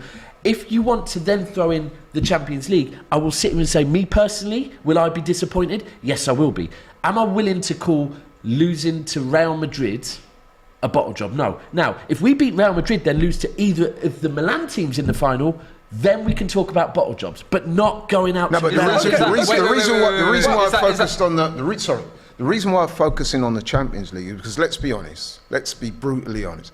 That is your holy grail. That's the one you haven't won. A bit like you. No, but come on now. That is Is the that- one yeah, you of haven't course, won. and that's why I the said minimum disappointed. expectation, though. But to minimum- be right, so my this- minimum- in the semi-finals constantly, to be Right. winning the Premier League year after, considering how much money you spent, 100%. considering you've That's got the best and manager, that's why the when depth people you say have as well. when people say that Pep's objectives is to win the Champions League, our board have been very consistent. No, Pep's objectives are to be there or thereabouts, challenging in every single competition, every single season, right? Because they understand you can't guarantee that you win every competition every season. So, being consistent, if we don't win the Premier League and the FA Cup, if you Laurie want to call us bottle jobs, no problem. I won't say, oh no, I don't like the word bottle. Let's switch up the narrative now. It's used on us, yeah. right? But I B will word. even throw, if you want, I'll throw in there as a little bonus to you. If you want to put that we beat Madrid and then go out to one of the AC Milan, one AC or Inter, yeah, no problem. But I'm just saying, going out to Real Madrid Facts. in the semi-final, if you're going to ultimately call losing to Madrid over 2 legs in a Champions League semi-final, Everybody's a bottle bottled job, it, innit? everyone bottles it, Everyone's right? yeah. Then everyone's a No, bottle job. I didn't say No you one- did. I didn't say. I'm just saying that given that narrative that we're always hearing about, oh, if you don't beat teams that you're expected to win, Are we expected to beat Madrid over 2 I legs think in you the are. Champions I League? think Man you City are. are favourites, I think but you there's are. a difference between Real Madrid and Southampton. Yep. Just quickly, let me read out the super chat as well from Big Benz. He says, Real Madrid You don't like that? care about the away fortress.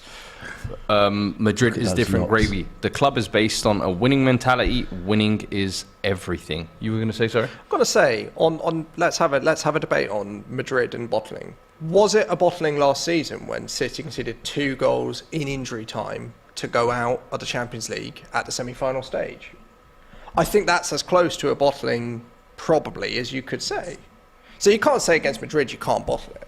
I think 2 goals in injury time, that's probably a bottling. Probably not. For me, like I said to him earlier on, I gave him it, so you can't say that I didn't give you it. That was naive as hell. It was naive, I agree. If you want But to call what's it the a difference bottle between job, naive and bottling, though? Right, because when they scored their first goal, Right. I have never heard anything. And do you know what? This might back up your point, because me as a fan, Their fans weren't great that game, but the minute they scored 1 goal, knowing they needed 2 more, right, and they didn't have long to go, the noise in there, I was like, what the hell? Yeah. And I thought, imagine being a player on that pitch. And then the second goes in. But it's injury So time. did we, like Arsenal against City, were our players kind of a bit, they buckle under pressure? And if buckling under pressure means a bottle job, Not necessarily. You could go with that narrative, but I'm just saying, bro, it's Madrid. You know it, because they've knocked you out the last 2 years. Like, Madrid in the Champions League is a different monster. That's true. No, that's true. Let's just go around the table, though. What do we think? Do you think Man City will do the treble this season? No. I know you know. I think they've got a good chance of doing the treble, I've got to admit. This hurts, doesn't it does hurt a little bit, but I think they are capable of doing it. First one's the league, though, I right? think if they don't win the Champions League, though, the season will be tinged with a great deal of disappointment. I said it, I'll be disappointed. You reckon? If you had to, percentage. Oh, it's so hard, because if you have me on after the Madrid game, I'll be able to answer this question. No, but at the this moment- is even better. This is even better. Of course it is. So the percentage of us doing the treble, right? So, Don't give us less than 50. oh no, it's definitely over 50. I'm thinking right now, I'm going to go with a solid 65% at the moment. Nice. Oh, good chance. I think That's a good chance. That. Go I think on. they'll do it. I think they'll do it. You think they'll do it? Yeah. I think the league's done. I think the FA Cup, they'll beat United, and I think they've learned from Madrid. They've learned from the experience, and they've been to a Champions League final. And as much as I love the Milan clubs, they're not on the level. I agree. I could see them slipping up in the FA Cup, funny enough. I think the treble. I think for the me, momentum I think will this carry will be us the in year. there. I think Pep has kind of in this year, the Haaland is that extra factor they've added. He's figured out it tactically how to get him involved and play the football he was playing last year. I just think there's so many things, and I think the Madrid heritage hoodoo, if you like, it's got to come a year when it finally breaks. And I just feel like this year, Ancelotti leaving in the summer, it could just be that kind of year where this is the City year. have But beaten Madrid under Pep, though. People forget that. yeah, They have beaten They Madrid. What, have. over 2 legs? Yep. No, The year, the COVID season, I think you had 1 leg before lockdown, the second leg. wasn't it After single leg lockdown. though? I can't even remember. No, it was 2 legs. It was 2 Honestly, legs. I can't even remember that. I'm I not can. gonna lie to But you. anyway, You won still, away and home. I'm just saying. You sure that just wasn't a to say- group game? No, it was knockout. Was it knockout, was Definitely. it? I can, Still I can half-time certainly in- You get it definitely off watch a if lot of City. just check It's those. been in just your check mind those, just switching check on those. it. Just, Yeah, just check I'll those get it for up, us if but you I'm can. certain that I think the other thing Still with Pep half is he's time in playing some of this. the other games though. 4-0 in the Brighton Wolves and Brentford. They need Nottingham that Forest still credit. 1-0. Going to kick off soon. Bounce back's mad, innit? We do have a competition running as well on DR Sports, guys. Here's a short video. I'll let you show. Competition time again, and here is a chance to win a brand new PS5. All you got to do is subscribe to On Track GP on YouTube. Also follow us on Instagram at OnTrackGP. Make sure you like the competition post, it's pinned on Instagram as well. You can win yourself this right now. What are you waiting for? Can I enter? Or can I have a go? No.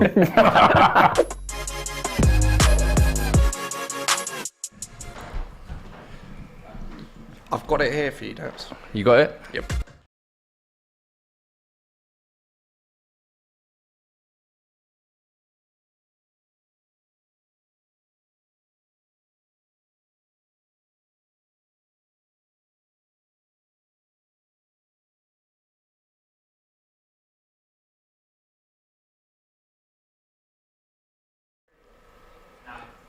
So you were saying you gone and found the stats. So guys, make sure you're checking all that as well. On Track GP links are in the description as well. Like the stream if you're coming along as well, and make sure you subscribe to the channel. But sorry, you were saying you just found the results, did you? So COVID season, City did beat Madrid over 2 legs. It was similarly 2-1 in both legs. The year they went out to Lyon, they had beaten Madrid. So what that goes with is what I was saying about our fans, that I said until we had that season where we beat Dortmund, then we beat PSG and reached the final, we didn't believe. There was no belief within the fan base that even final almost we year was deserved the to be first there. year, I think yeah. you probably know it with Tottenham as well, that until you reach a final, when you got to remember, this is the Champions League. We This is the furthest you've come every time, yeah, basically. and yeah. we have to. The fan base. I'm a big believer of how important fans are. Right, in the ground, in the build-up, everything. The belief of fans is massive, and I think until we reached the final against you lot, we'd never truly thought we're going to win the Champions League. So that was the first time, and you have to have those moments. Now you know that because you reached the final and you lost it before you then went on to win it. So you know it's easy as a Chelsea team, and I respect Chelsea the fact that they have won 2 Champions Leagues in a very short space of time. I respect that, but as a Chelsea fan, you must understand that you have to go on a journey in some things. Before you can, and to sit here and come on now with your 2 Champions Leagues and be like, well, I think City should have won it by now is a little bit My point would naive. be on that though, when Chelsea were on that journey, it tended to be that we went out to teams that in my opinion, were genuinely better than us. We lost to Fergie's United in the final. We lost to Pep's Barcelona, and we didn't even deserve to lose that time. The ref. The difference for me with Man City is that without a shadow of a doubt, you're the best team in England. At the moment, particularly for, let's say last 5 years, best team in England. Let's shout out, you're probably man for man the best team in Europe. There's a debate to be had, but I would say. But you're consistently losing in the Championship. Hold on. So let's stop here. Let's stop here because no, because you're going somewhere. You are because I've just said that we didn't have belief. Now, if we look at the last 3 years, the last 3 years, tell me who we've gone out to in the last 3 years. Tell me who we've gone out to. Right, okay, in the first final we've ever played in, which goes with the narrative. You have to lose one before you win it. I agree with that, and I do agree and who with else? that you get because we lost to Manchester United. And who else? Then you had Real Madrid. Okay, right, who are Real Madrid? Real Madrid, but you were 2 goals up going into injury time in the second leg.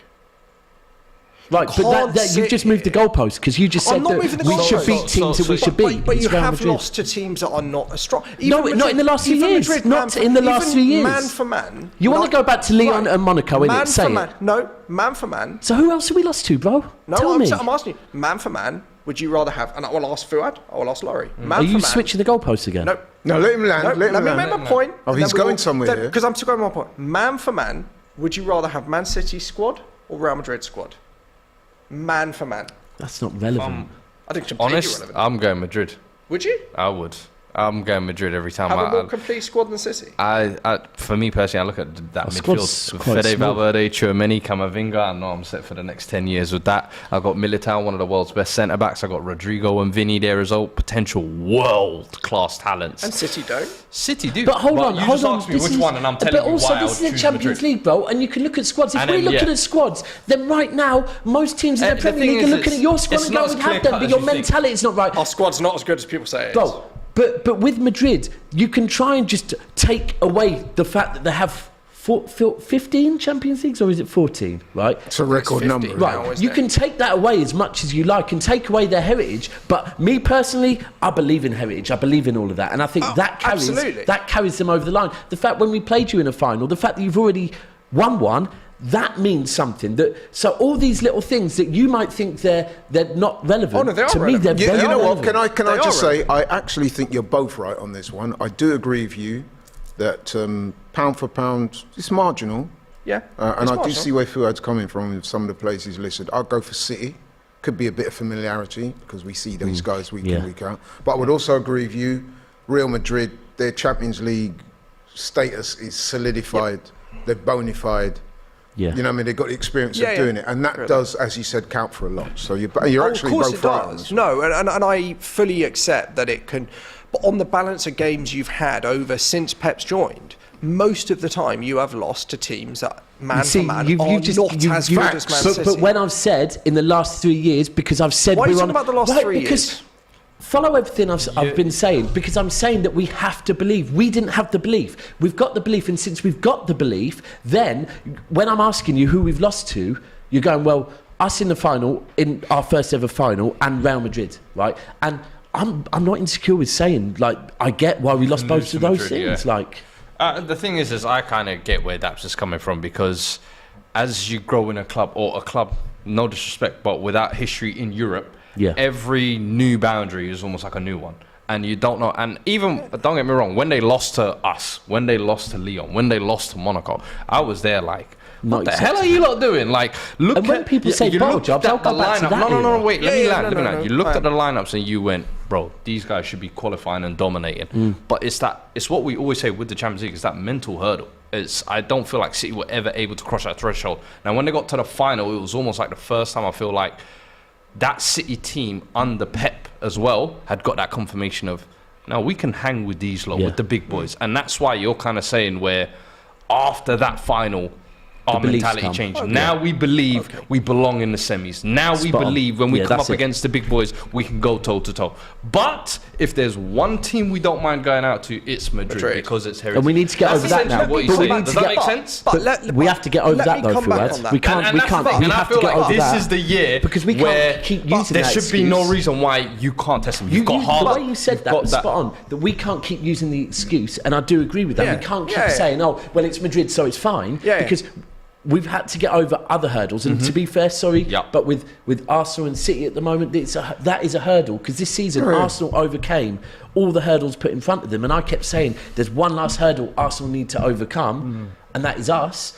And this is the thing, all clubs are on journeys, you have to get over hurdles, and some are hard. Like at the moment, our heritage in the Premier League now is formed where Arsenal came to the Etihad thinking, fucking hell, we've got to play these lot. That's us going to Madrid, bro. It's not an easy one. I think it's also fair to point out as well, it's also fair to point out that Madrid can fully focus all their efforts as they stand right now on the, not to say they're giving up La Liga, but I think it's 9 points behind Barca.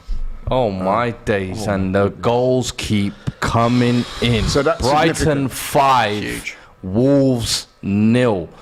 Didn't Wolves get a big defeat last week as well, if I'm not mistaken? Let me just double check. Is it me? But as we're reaching the end of the season, teams are getting smoked on regular. Do you know what's happening? There's coming teams like Wolves. I feel like Brentford, Fulham. They're kind of hitting the space of we're safe. We're not really in Europe, so there isn't that kind of pressure to perform game in, game out. I think especially once teams. 2-1. They lost to Leicester, wasn't it? And what was that? No, it was 2-1. 2-1. I just feel like it seems like there's a lot of goals ahead though, which is probably quite important there. Yeah, I think 5-0 though. Danny Welbeck with the fifth goal, but let's just wrap up on that City. I actually had a point for you, Fuad, perhaps more than actually for Daps here. Yeah. You're talking about building up belief in Europe, and I do actually agree as a Chelsea fan. But you were talking about City going out to Spurs. Spurs made the final without having really made a dent in the Champions League. I'll be honest with you, we were, that year for me personally, we're an anomaly. We're an anomaly in the Matrix. Like an Ajax. You know why? First of all, that Ajax game gives you the prime example of us being an anomaly. Secondly, remember that year we spent 0. Yep. We should be in no position to even be that far in the competition. So the fact that I felt like the way we even beat City, if you look at it, Aguero was missing penalties. City in those 2 games should have gone through, but it was almost like their own mental hoodoo in the Champions League outdid their ability to even take us to the game. And you know us, we're like your bogey team, so we were like, oh shit, we can get these up. And so we got them out here. That's where I can look at when people talk about in Champions League away from, and let's be clear, the league and the FA Cup, like I said, if we don't win those, for me it's very disappointing. It's a bottle job. But with the Champions League, when people like last season will talk on bottle jobs and whatever, I go back to that era, and I go back to the Monaco, I go back to the Lyon, I go back to the Tottenham, and I look at that City squad there, I look at the football we were playing in the Premier League there, and I think if you want to use the term bottle jobs, I can totally get with that era looking in hindsight, because that was like, if you look at the Invincibles, and then I'm sure, in fact, you know what, you probably can think about now. I can't remember your European because I didn't watch Arsenal Chelsea like that. that it's been underwhelming. How good the Invincibles were, but then in Europe, what was going on? Wasn't it? And at times you probably look back and think, hold on a second, how are we not smoking teams in Europe? Yeah, we should have done that. And that's literally what what you're saying is, and that growth of the Champions League. I think the reason why maybe as a Chelsea fan, I think you're kind of a bit like, you should get it. You guys actually did it pretty quick. When Abramovich came over, they started doing up semi-runs straight away. Year one. You guys almost feel like, but the thing is, it's up until 2012. I almost feel like that was the learning curve you lot were going through. You lot were almost getting to semi-finals and losing in ghost goal. The Barcelona scam. Like you were always having these things where it's like, when is our time gonna come? And guess what? 2012 came, and since then it was like, you know what? No matter who we go up against, we got a chance type of thing. I think even, and then with that, even because people always say in cups sometimes there's a bit of luck, in because if City were to lose in the Champions League final by a dodgy decision in the 90th minute, then people will still say City bottled it because they didn't win the Champions League. But sometimes you need luck. And Yeah, for me, absolutely, I'll even look at the draw and think the fact that we have drawn Real Madrid second leg at the Etihad, it's like, that helps to build our confidence, because now we're thinking, oh, is this the football gods going, we're going to give you a chance. We're going to give you a chance. Well, because if we go back to the Etihad and we have a really good chance and we let Real Madrid beat us at the Etihad, then that's them potentially, do you know what, to be bottle it again, because we've let them come to our fortress. And then their conversations there, I think. Let me just read out the super chat quickly as well. Sanji sends it and he says, as a Madrid fan, if the first leg was at the Etihad without Modric and Milito, we would have no chance. I prefer to take something to the second leg with a full squad. So he's actually in preference of having the home leg first. I think Modric and Militao are big misses as well. And considering how important he's been in some of their Champions League runs as well, we remember the Trevella last year, of course, in the semi-final. Can't forget that. But yeah, we'll move on from that anyway. We've been on City for quite a while. We've been talking Champions League, Chelsea, Arsenal. What about Tottenham? Let's move on to be fair, we'll touch on Tottenham a little bit, because we'll preview the Spurs v Liverpool game, which is obviously the big one tomorrow. So are you in for that tomorrow? No. So I'll be at stoppage time. Got my own podcast film. You know what I mean? So yeah, got to do Because that. I'll be here tomorrow, lads. Make sure you check it out. We got the live watch along with doing Liverpool. Make sure you subscribe to the channel, and like the stream if you're in here as well. And if you've just joined us, make sure you click the like. Check the links out in the description as well. But let's move on to team of the season. And I did see a super chat get sent in as well. Apologies if I can't find your name. There it is. Sorry, Tina. She sent in a super chat, said manager of the year as well. So I kind of want to go through the team of the season so far, who you guys think, and then crown it off with the manager of the year, just to answer this. Well, they say the league table doesn't lie. So I think the most important question for me on this is, I always hate doing these things until the end of the season, because Agreed. we don't know. Should we answer the super chat first? Actually, let's do the manager first. Is that, and I've been having this conversation recently. Is that based on just the Premier League, or is it based on all competitions? Just the Premier League, because the Premier League manager of the year would just be based on the Premier League. So if we ask around the table, I want a name and I want your case as to why you put this. Let us know in the comments as well who you think as well, and I'll try and read out some of these. There's some good shouts as well, but I'll let you go. I'll start with this side actually, because Eddie you're Howe. going. Go on, Eddie Howe. You're going. Eddie Howe. Yeah. What's your reason? Look, what he's done with Newcastle. I thought that Newcastle. Look, if we go back to last season, between January and May, if it was just that, there would have been third, right? Yeah. And then I said all summer that I felt Newcastle could be the team that push Manchester United out of the top six, right? The top six, yeah? Top four. The fact that they've achieved top four, and one of my caveats with them pushing Man United out was that, look, if they continue this form, this was early summer as well. I was saying they'll spend big in the summer, and then in January they'll spend big again. And based on that, but then when you look at it in hindsight, they didn't spend that big in the summer. They didn't spend that big in January, and they're still going to get top four, right?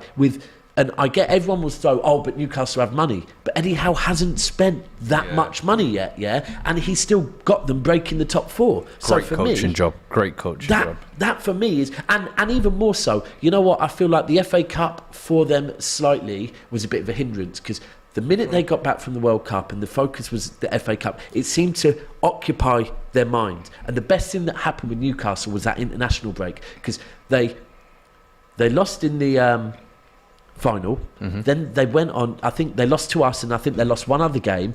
International break came, and it's like Eddie Howe said, perfect, pressure released. And since then they've gone again, and that's the other thing, the fact that Eddie Howe has had disappointment and said, you know what guys, we were focusing on something that, you know what, right now let's just focus on.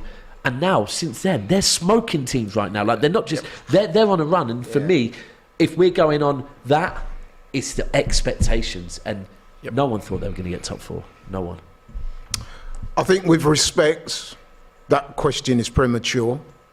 However, I'm going to say it again, the league table doesn't lie. And if you're going to say Eddie Howe based on he's exceeded expectation, then equally I could say that Mikel Arteta, who had a disappointing fifth place last season, Sorry. No, but come on now. If you're going to use that criteria to say Eddie Howe, I'm going to use that criteria Who's to say Mikel who's Arteta. got the better squad? Who's spent more money? No, but we're top of the table, bro. No, right let him now. state his case. Let him state his case. And no one cut you off. No, but if Go you're on, going to yeah. use that criteria, I'm going to say Arteta based on what you just said exceeded expectation and the fact that the league does not lie. Fair point. I rest Yeah. my case. Fair point. But two good cases there. But I've Frank got Lampard? maybe Gotta for the be. worst. I mean, come on. Potter? But we're going from current Arsenal manager to former Arsenal manager, Unai Emery. I think he's done an unbelievable job. at Aston For Villa. half a season. Like, we're talking about top 4 levels of form since he's come in. Yeah. Like, unbelievable. I watched Chelsea play Aston Villa in October. We were about 15 points above them. They look useless under Steven Gerrard. Unai Emery has got them playing like a team that I think should be playing in Europe next season. I'm not even joking. Yeah. I think he came here with a broken reputation, being like having the mickey taken out of him every single week. You know, talking about good evening, good afternoon, good morning. No one's saying that anymore. He's Yeah. come out and he's done an absolutely triumphant job at Villa. So I for me, think, incredible job. I think all three of those. Are you going to throw the fourth in now? Because based on his, I think there's one more. If his one's allowed in, there's one definitely more. one more. When you talk about kind of someone with European pedigree, you talk about Unai, but this guy as well has also got European pedigree. When you talk about, you know, young upstarts who've achieved big things in the game, this one is a former young upstart, but an OG in the game and returning. And I feel like we have one of the Premier League's biggest legends, one of the best jobs being done right now. Jump up, fireman.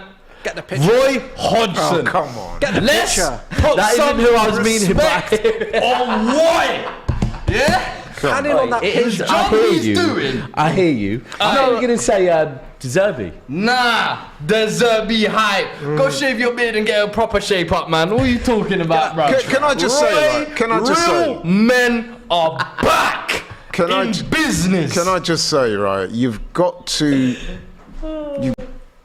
take into consideration that as well as Unai's done, and Roy, they've come in with half the season already done. Come on. Beautiful Big Uncle Roy. Beautiful Represent. Respect the ting, yeah? Especially after today as well. When your former legend was out here fumbling it at Palace, who came in to steer the ship? Beautiful man. The fixture list All reliable, was they actually call quite this. kind to All him. reliable. You can't be mad at him. Yeah? You The can't fixture be mad list at was him. actually You quite look at kind to them. Roy. You see an Eze now. Yeah. Different player. Do you know what it You is? see an Elise now. Different. Do you know what it is he's doing? What he's doing? Zaha. Different player. Bro, do you know what it is they're doing? Yeah, he's kind of. It's quite interesting watching what he's done because he's gone back defensively with fundamentals, right? Don't try and play out from the back. No, we're not that team. Yeah. Old school Roy. You get the ball and you get it forward, right? But then he's going, oh, now you lot, play. yeah. Let's let Do what you Elise want. play. Let's let SA play. And you, man, you're ballers. You, man, play football, but Yes. defenders, you lot don't play football. And it's like, wow, he's come up with some hybrid old school, new school vibe. And It's just I love working. that you said that hybrid because that's for me what it was. It's when I was actually one of the ones that thought Vieira got done a little bit dirty. Yeah. Because He I was did. like, He did, no doubt. the fixture running he had was difficult. Right after he left, the fixture list seemed Yeah. to ease up as well. You could say that played a part, but I felt like the players bought into Vieira as well, and I felt like they were trying to create a new culture. So when they brought Roy Hodgson back, I said, no way you lot are going back to this. But since he's walking, from the way he's been talking in press conferences, because as I was saying, you want a manager that carries himself in a certain way, and I feel like he's done that. And it's almost like But manager of the season. And he wears Come on. sunglasses. no. Okay. Maybe no manager see, but I just want him to get an honourable mention. Do you know what the other For thing what is? he's done, listen, At some of his those age days as well, man. they hadn't, what was it, 3 games they hadn't hit the shot on target or whatever it was. Now you look at them, they're playing, as you said, the lower half of the team, do your job. Yeah. The basics, get it out. Hey, when the vibes boy gets it, sit back. Zaha, Elise, Eze, Second go balls, run wild. second balls. And I love that he's kind of just maintaining that kind of shackles off with the attackers. Yeah. Because everyone thought when Roy Hodgson comes out, oh, this old guy's he's gonna stunt all these attackers. No, Jordan Ayew looks as one of the biggest players. He even looks good. I'm like, yo, if you can make Jordan Ayew look good, yo, It's mad. It's like salutes to it's you, like Roy. he's been sat Big at up. home. It's like he's been sat at home, right? watching football while he's Yeah. not managing and going, oh, do you know what? I'm going to come back and I'm going to learn off some of these. I'm going Yeah. to still keep my fundamentals. And the key with this is that, and I'm glad you did bring it up. I don't think it should be in this conversation, but I'm glad you did bring it up because it's a beautiful story as well. Yeah. That this man, with all due respect to him, at his age, right? Some might say he should be sat home enjoying his retirement, yeah. As a man, like, I think a lot of us fear retiring one day, yeah, because when you retire, you know you're getting... And it's a beautiful story. This man loves football so much that he's like, no. Probably his missus is probably bored of him being at home or something as well and said, get a job or something, just get out the house. But he's come back to the sport that he loves that much, yeah, and the job he's doing...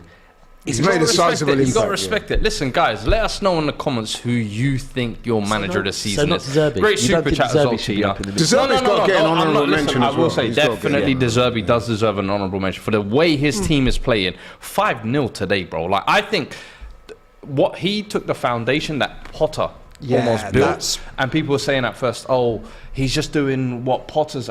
No, he's taken that to another level. Players have improved.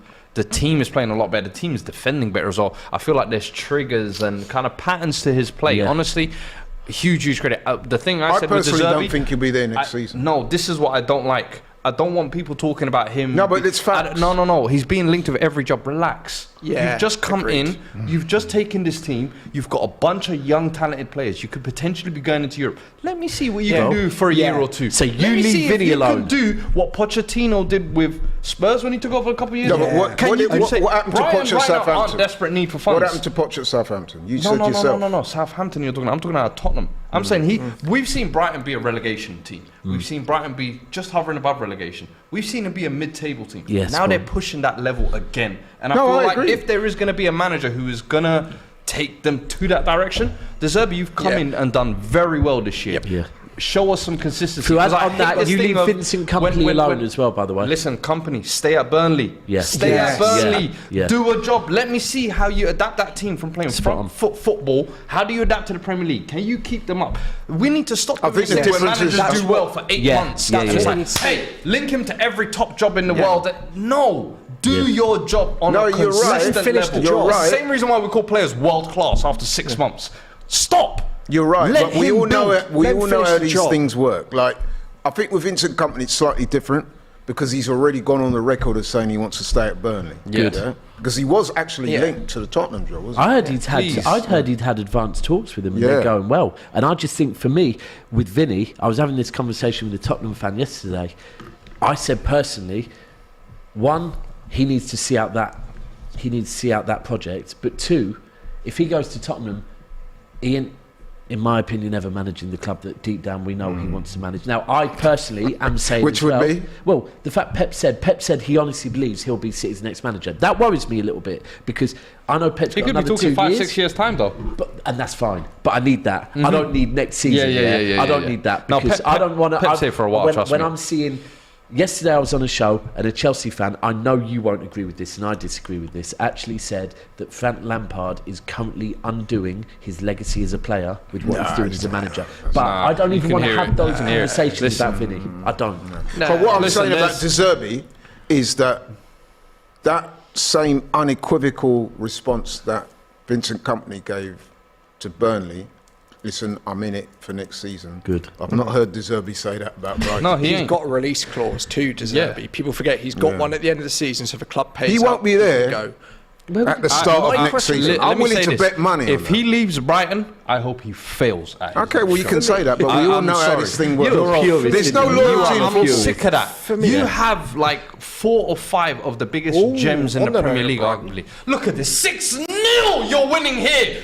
You want to leave these man? You want to leave them to come Tottenham? I will question your mentality. I will question your sanity. No, Say maybe not Brighton's a bigger Tottenham. club.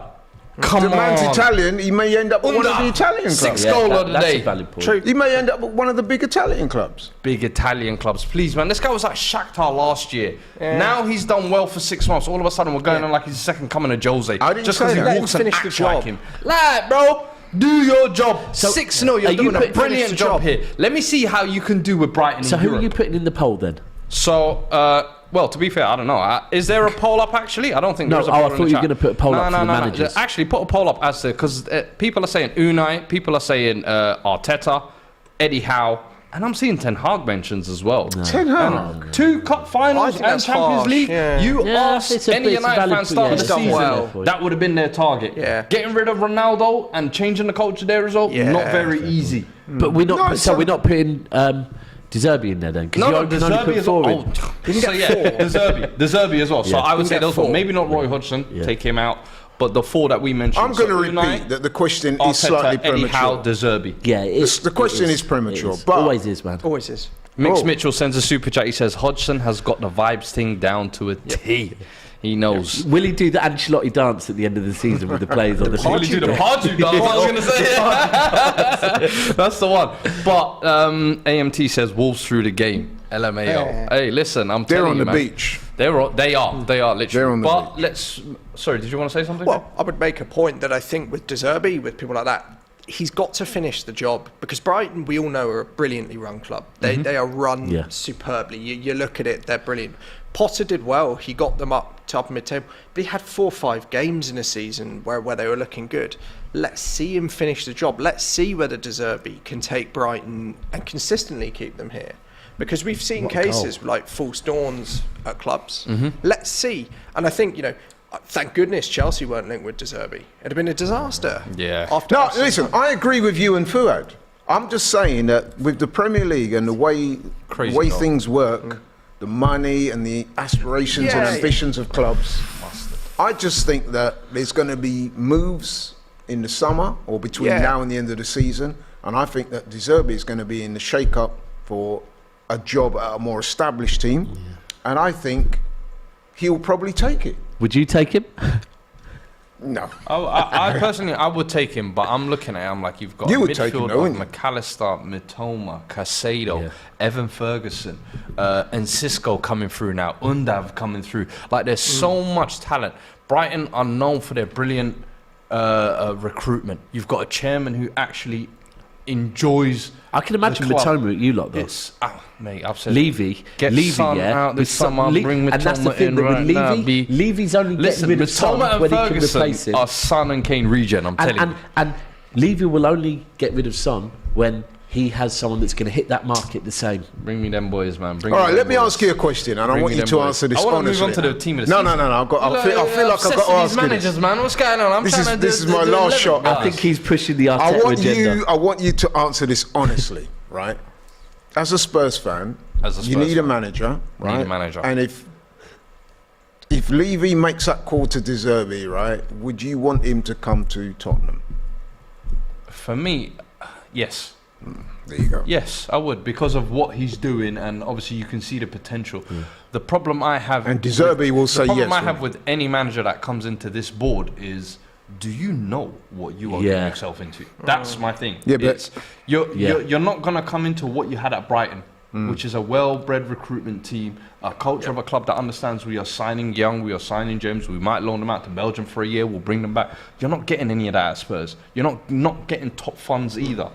So it's do you kind of know the mess? But if you're De Kane is Zerbi, potentially walking you're out not of the going to door. turn down Tottenham to stay at Brighton. You're not.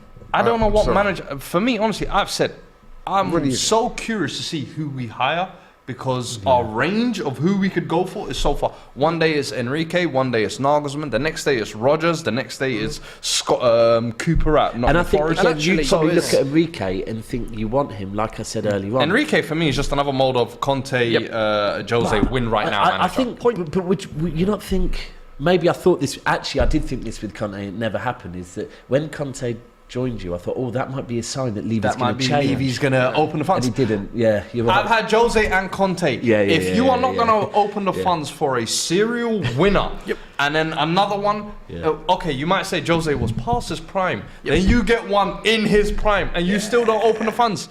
Forget about it. That's why I said with Spurs, any manager that walks in, I need to know what they're getting in for. And that's why I said I want like a Marcelo Gallardo. I want a Ruben Amorim at Sporting. Because those guys work with limited budgets. Those guys are used to you losing their star player every year to one of the big European sides and having to replace him with an academy graduate. That understands a coach who... But you might also want a guy that's Premier League battle tested and ready, like De Zerbi. De Zerbi would be good. But for me, as I'm saying, from a De Zerbi perspective, I'm looking at you're foolish if you walk away from that beautiful structure, those lovely players you have. Because guess what? When you come here, you know what you're going to do? You're going to bid for every single player you had over there.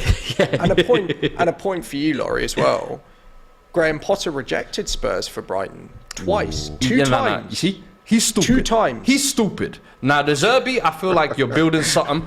Potter, you stupid. But he rejected and that's why you went Spurs. Chelsea and you got your fingers burnt. Because you got too big for your shoes thinking you was better than Tottenham. And guess what? You went Chelsea, you thought you was... Guess what? The whole time, I'm so happy to be here. But it's the question, though.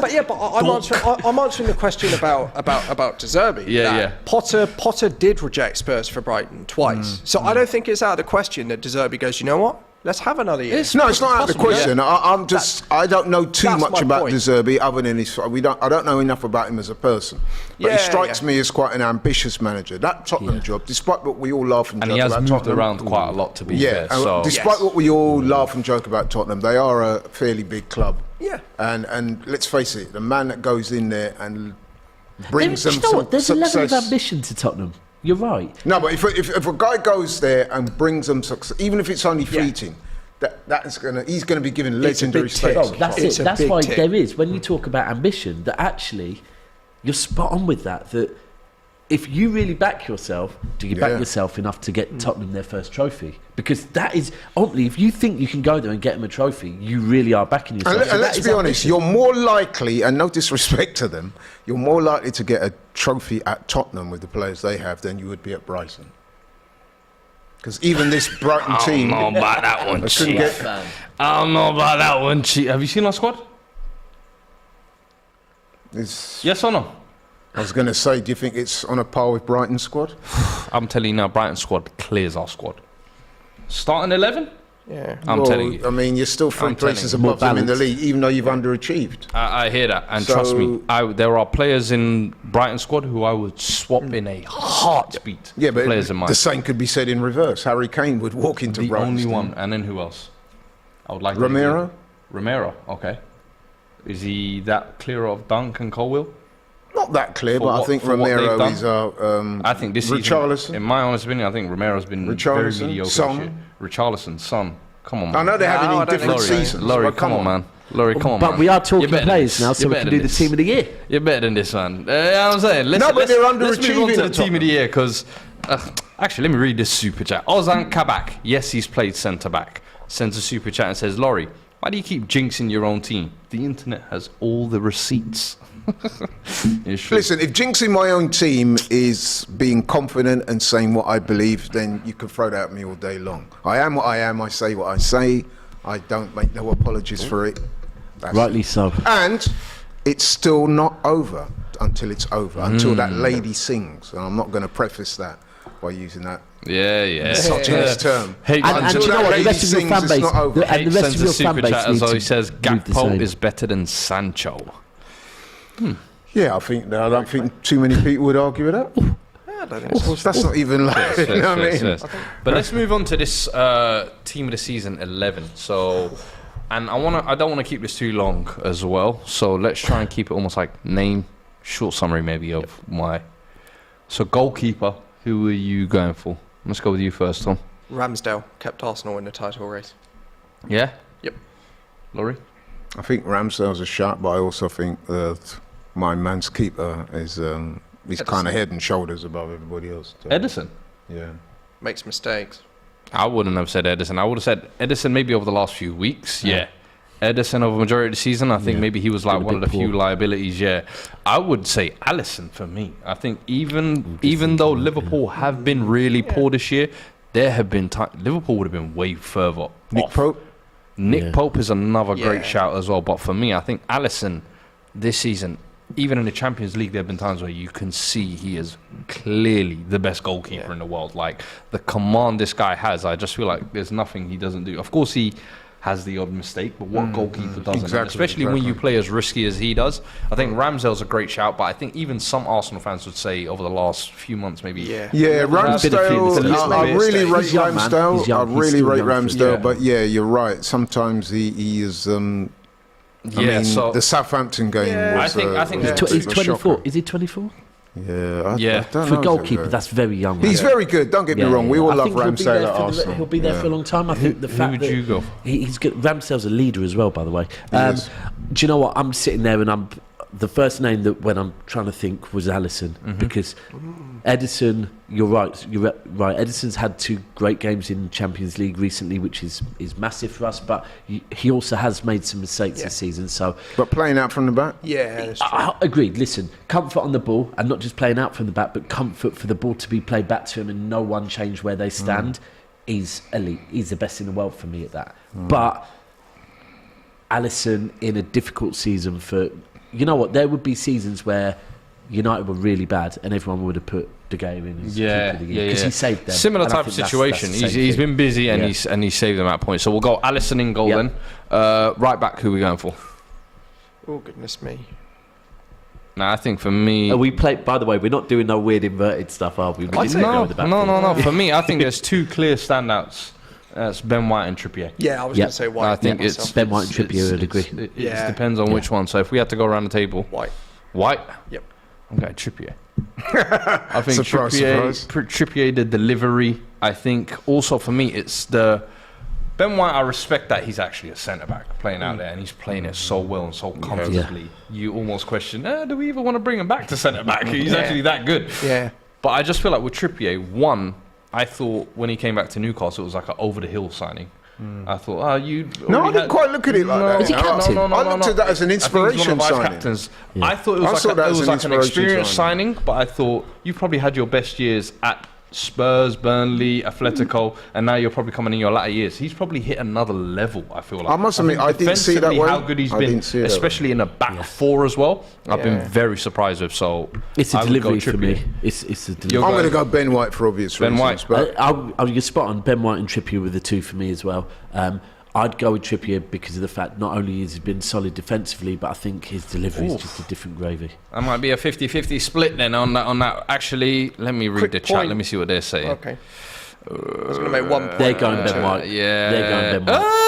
Oh no, you know. Listen, if you don't support Arsenal right now, you have to talk up, because there's a whole heap of Arsenal up in here right now. My point on the 2 of them would be... Am I right in saying it's looking Trippier? Yeah, Trippier's going in, I'm sorry. Trippier has been quality. It's a 50-50 split between us, and the chat is leaning towards I can understand as well because Trippier is captain in Newcastle. Yeah. The leadership skills. Yeah. We'll move on to left backs. Yeah, okay. Who would you go?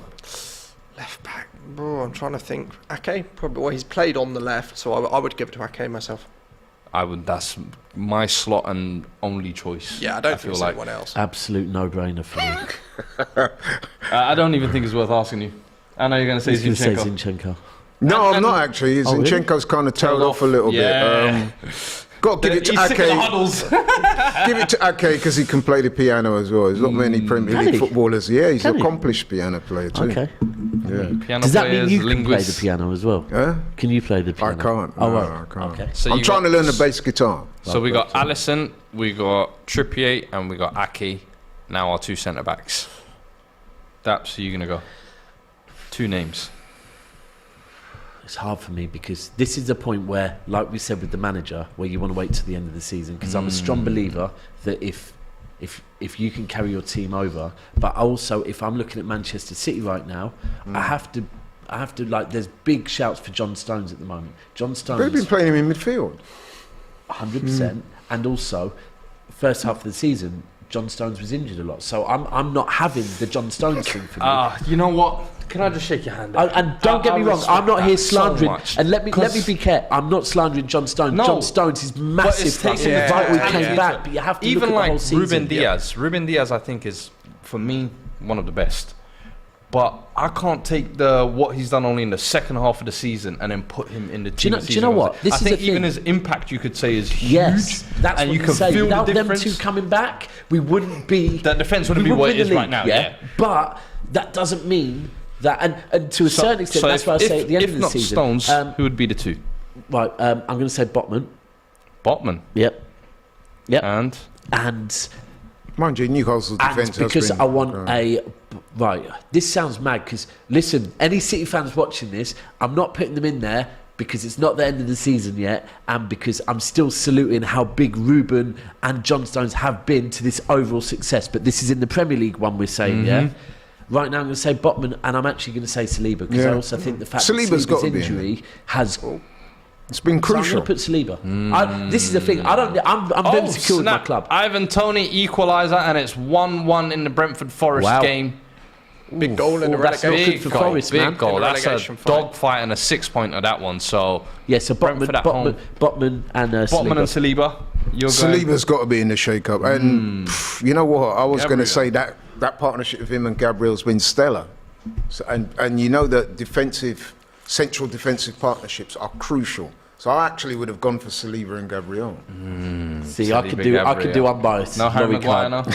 He's listed it. Hold No on. Harry Maguire. Hold on. Laurie, can I just say something?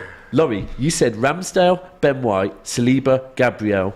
No. Zinchenko is the only one you haven't gone with so far. Yeah, I know. He's being honest. Two names. I'll take his manager. Saliba and a little bit of club bias. Levi Colwell. That's a surprise one. To be fair, You he's put him been in when pretty we good. did underrated. I will go. You put Colwell there too, didn't I? Yeah, you put him in underrated as well. So I think three people have said Saliba, so Saliba's pretty much a lock. Yep. And I'll be honest with you, I think I've got to roll annoyingly with you, because Gabriel was the one I would have thought is a lock. Saliba, I thought, started the season brilliantly, then kind of dipped a little bit. Post World Cup started good again, and then now the injury he's been missing. So I don't know, I feel like him, purely now because of the injury, his difference is being felt, so it's almost being magnified. Yeah. But I personally would have had Gabriel and Lisandro. I went with Saliba because with But Botman, I wanted a ball player. I wanted someone comfortable on the ball next to him. I think that's been a crucial miss. Let's move to midfield, though. Let's move to midfield. Right, there's one name. I'm not having anyone. No. We're rolling with one DM, right? 3 names. We're rolling with one DM, yeah? Yeah. Right, so if anyone does not put Rodri as their DM, then I'm sorry. Rodri. What about Casemiro? What about Partey? What about Bruno Guimaraes? No, Rodri. It's not a conversation. And I stand with you. It's not a conversation. Surprised you. I agree. Wait, Casemiro's definitely not in the conversation. Yes. No, Casemiro has actually cost his team for an extended period. Since he's come back from that suspension, I'm sorry, he has been smelling like... For experience. Red card. Sorry, bro, but my slander on Casemiro, is that man was apparently the whole reason the mentality's changed at Man United. Mentality monster. And he's been part of a team that has lost 7-0. I'm sorry, I can't tell you a Manchester City player who I talk about their mentality that would ever hold 7 to one of our biggest rivals. That's not it for me. I think Casemiro's ruled out because of the reasons. I think Partey, crunch time now. Yeah. He's also fumbled the bag a little bit. Yeah, as much as I love Partey, I have to say he's kind of tailed off in recent weeks. If I have to pick a 3, I would go Rodri, Bruno Guimaraes, Martin Odegaard. Yeah, I think... Oh, that's a sticky one for me. I know, but I'm just thinking from all the 8/10s, who else this season? Bruno has actually been very nice. Xhaka? Sorry. This is a hard one. This is a very hard one for me. Very interesting one. And I'm only going to use it to rule out Odegaard. I'm not going to rule it to put this person in. KDB? Yeah? But He's been second half only. The 8-10 mole, business end of the season. Step up and win your game teams, right? And this is what I'm saying. I'm not going to... Because for me, until recently, this has been one of De Bruyne's worst seasons. Mad when you look at the assists he's got, but it's been one of his worst seasons. However, same as last season, when it gets to the business end of the season and you need a man to step up, Arsenal, home and away, he's stepped up. And you can go to other games. De Bruyne is now stepping up. For that reason... Odegaard is going very quiet at the business end of the season. So for that, I'm kind of going Odegaard. I don't know. How about I overlook both? Yeah, and I only use KDB to get Odegaard out. How about I overlook both? Because the comment section have been flooding one name, and I'm like, you know what? Joe Linton. Joe Linton? Joe Linton. Yeah, I was going to say Linton. When you talk about game winners, what did he do against Newcastle? Hold on. So we got 2 Newcastle players in the midfield. We're in Newcastle this season. Yeah, I was going to say. Was we Linton. not having Eddie Howe in team of the season conversations? Yep. Who were these players performing there? Joe Linton is one of the keyest in that role, and what he does in the press, that engine in that midfield. Yeah, you can say Bruno is the silk and gets all the plaudits, but I think Joe I'll Linton. tell you what I'd say about Joe Linton. It was the masterstroke to move him from up coach. top to Yeah. So when you said Eddie Howe, I mean, you know, props to Eddie Howe for that. There's something in that. I think that I've worked with what's going on at City this season, right? And I think when Bernardo joined City, he played as a winger, and then Pep slowly dropped him deep. And I think next season you might see Jack Grealish dropping deeper and deeper, because I think as a winger you can learn to play football without causing too much damage. Then once someone's ready, you can drop into the 8 role and you can really do it. And I think that's what they've done with Joe Linton perfectly. While we're on the subject of that, let's give Arteta props for. For me, I'm not looking for a team lineup. I'm looking for the best players this season. All right. Whilst we're on that, the subject of managers sort of tinkering with the way players. No, we got to move on. We got to move on. Xhaka Xhaka playing in a more forward role. That's brought a lot of benefits to Arsenal this season. So props for Arteta. Yeah, no, definitely. I think he's with almost that. become like a second striker. You almost feel like, but Rodri, Bruno, Joe Linton. We happy with that? I'm happy with that. I'm not so sure about Joe Linton. I accept that he's had a very good season, but I'd probably would take you put him in above Odegaard? And listen, No, if we're talking towards from a pure quality aspect, I'm sure there's a lot of other players. But listen, on merit, I'm just saying on merit. Does he maybe deserve to be there? Now, front three. No, Haaland's got to be Haaland's in there. up top. Grealish. Jack Haaland Grealish on the is a left. lock. Jack Grealish on the Grealish left. should be a lot for me. Yep. Grealish Thank is you, a my lot. brother. Absolutely class. Game winner. Who? Grealish. Jack Grealish. Oh, what, over Saka? Yep. No, Saka plays Saka on the right. other side. Grealish. Saka. Haaland. Okay. What about Martinelli, though? He's had an outstanding season. Nope. Okay. Come on, man. No, Martinelli, Jack Grealish. 15 Jack goals. Grealish. He wins Great. games. 11 Jack assists, is he? Grealish. The only thing I am worried about is creativity. I'm not going for that. I'm not Yeah, you don't watch enough City this season, do you? Jack Grealish I has been one of the- like so Jack many Grealish. games. Good player. Jack Grealish has been one of the most important players at Manchester City this season. You know, I agree fully. Has gone under I the agree fully. radar. I would No, have but has Jack he had a Grealish better over season than Martinelli? Come Yes. on. No, he's not. How many goals? I would he say got? second. Why are you going to goals? No, Why are you but going to goals? That's a How's key Martinelli factor. getting? But if we're talking key factors, I'm going to go back to business end of the season. And right now, where was Martinelli? He's actually been the only one scoring still. I can't lie. Not against though us. there's players Home who've or been away? dropped. Home or away? I didn't see Earlier it. on, I mentioned every player about Martinelli. 15 goals, bro. And I Do you think know it's what? Do you know double what? figures assists. But if no problem. Well, in that case, if we're doing it on numbers, Stats, yeah. Kevin but De you Bruyne have is to going factor that into the midfield. equation. Yeah, so rule out Odegaard, rule out Linton, and Kevin De Bruyne is going in. No, if we're doing numbers, if we're doing this numbers game, Kevin De can't Bruyne change is it in now. that midfield. If we're doing numbers, for Grealish me, went Jack under the Grealish. radar, and the reason I think the expectations were so high, he was called a flop. He's come out and he's won City so many points this season. So many points. So are we saying what? No Harry Kane? yes, we're definitely saying no Harry Kane. Why are we doing that? Because we've got Haaland. Haaland. Haaland has We can't play two No, Greeks can't coexist. Saka. Why we got to have wingers? Saka, Grealish, Haaland. I get what you're trying to do, but you've just Hold been. on. So many people would say they'd have Martinelli in preference to Saka in that front three. Many Arsenal fans would say that. What, I'll play him on the right? Yeah, so in other words, what we're saying, if you think it's too saying? Arsenal heavy. You saying Saka out? No, I'm not. I'm not. You I'm try to slide Martinelli on the other side? Is that what you're telling me? Oh. Brentford nearly scored Are you there. trying to say Martinelli on the right is better than Saka on the right? No, I'm saying that Martinelli's got to be in there, man. No.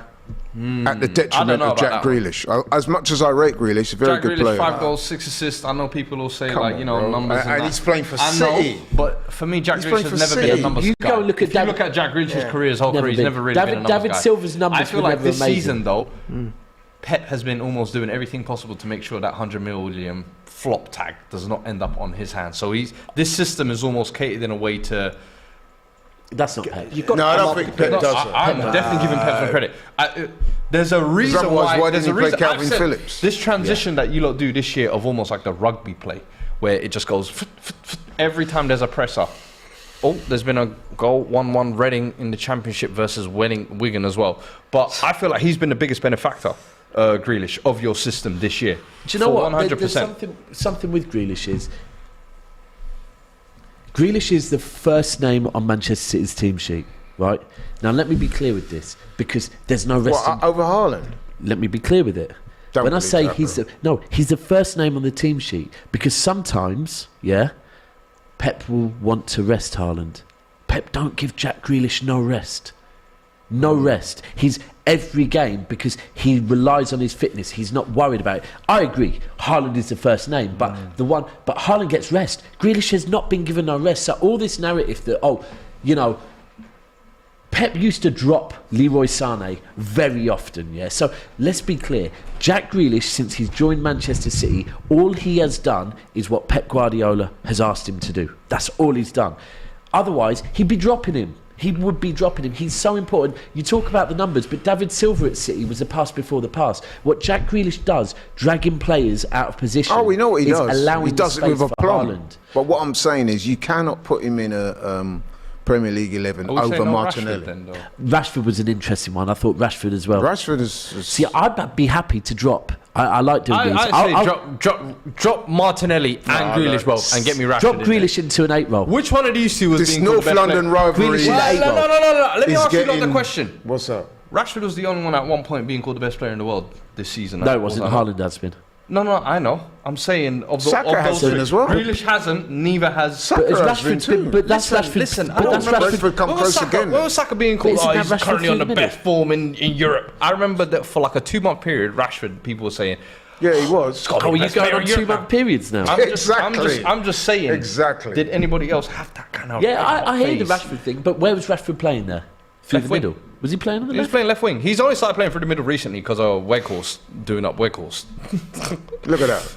Yeah, I get it. The Arsenal lot. How round the could back- you back thing. possibly Because you're in your Martinelli numbers, man. hype, I hear man. you. We're putting De Bruyne in the middle then. stop looking at the Alice Look, I band say and the big Rashford- thighs and all Rashford, that? Haaland, Saka. Does that not? Man's looking this at season in a calves. nutshell. And Alice Is that not this season in a nutshell for you? I hear what Rashford you're had saying. His moment, I do Saka hear what you're had saying. His moment, and then Haaland had his moment. And if you're going for player of the season, Rashford's got one it more might be goal, those but two how that many will be the assists actual has runner he? for player of the and season. if you're talking player of the season, those three Those might two will actually probably be be the No, Yeah, it's yeah. a quality lineup there, but to me, Martinelli. You're doing up bias, you see. No, hold you said on. we I were am moving biased. I am Look, biased. you wanted to bring up numbers. Can you read me Rashford's number? There Can we go. bring up the What is it? assists? No. Can we You want bring to up the numbers? assists? Rashford 16. Plus Martinelli Rashford 15. takes penalties. I'm glad they did that. Rashford makes the team, guys. Sorry.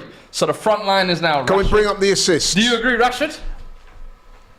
I agree with it because overall, I think across the whole season, you're spot on. Stop it. The three players that will be in the running for player of the season will be those Rashford, three. Grealish, or Martinelli?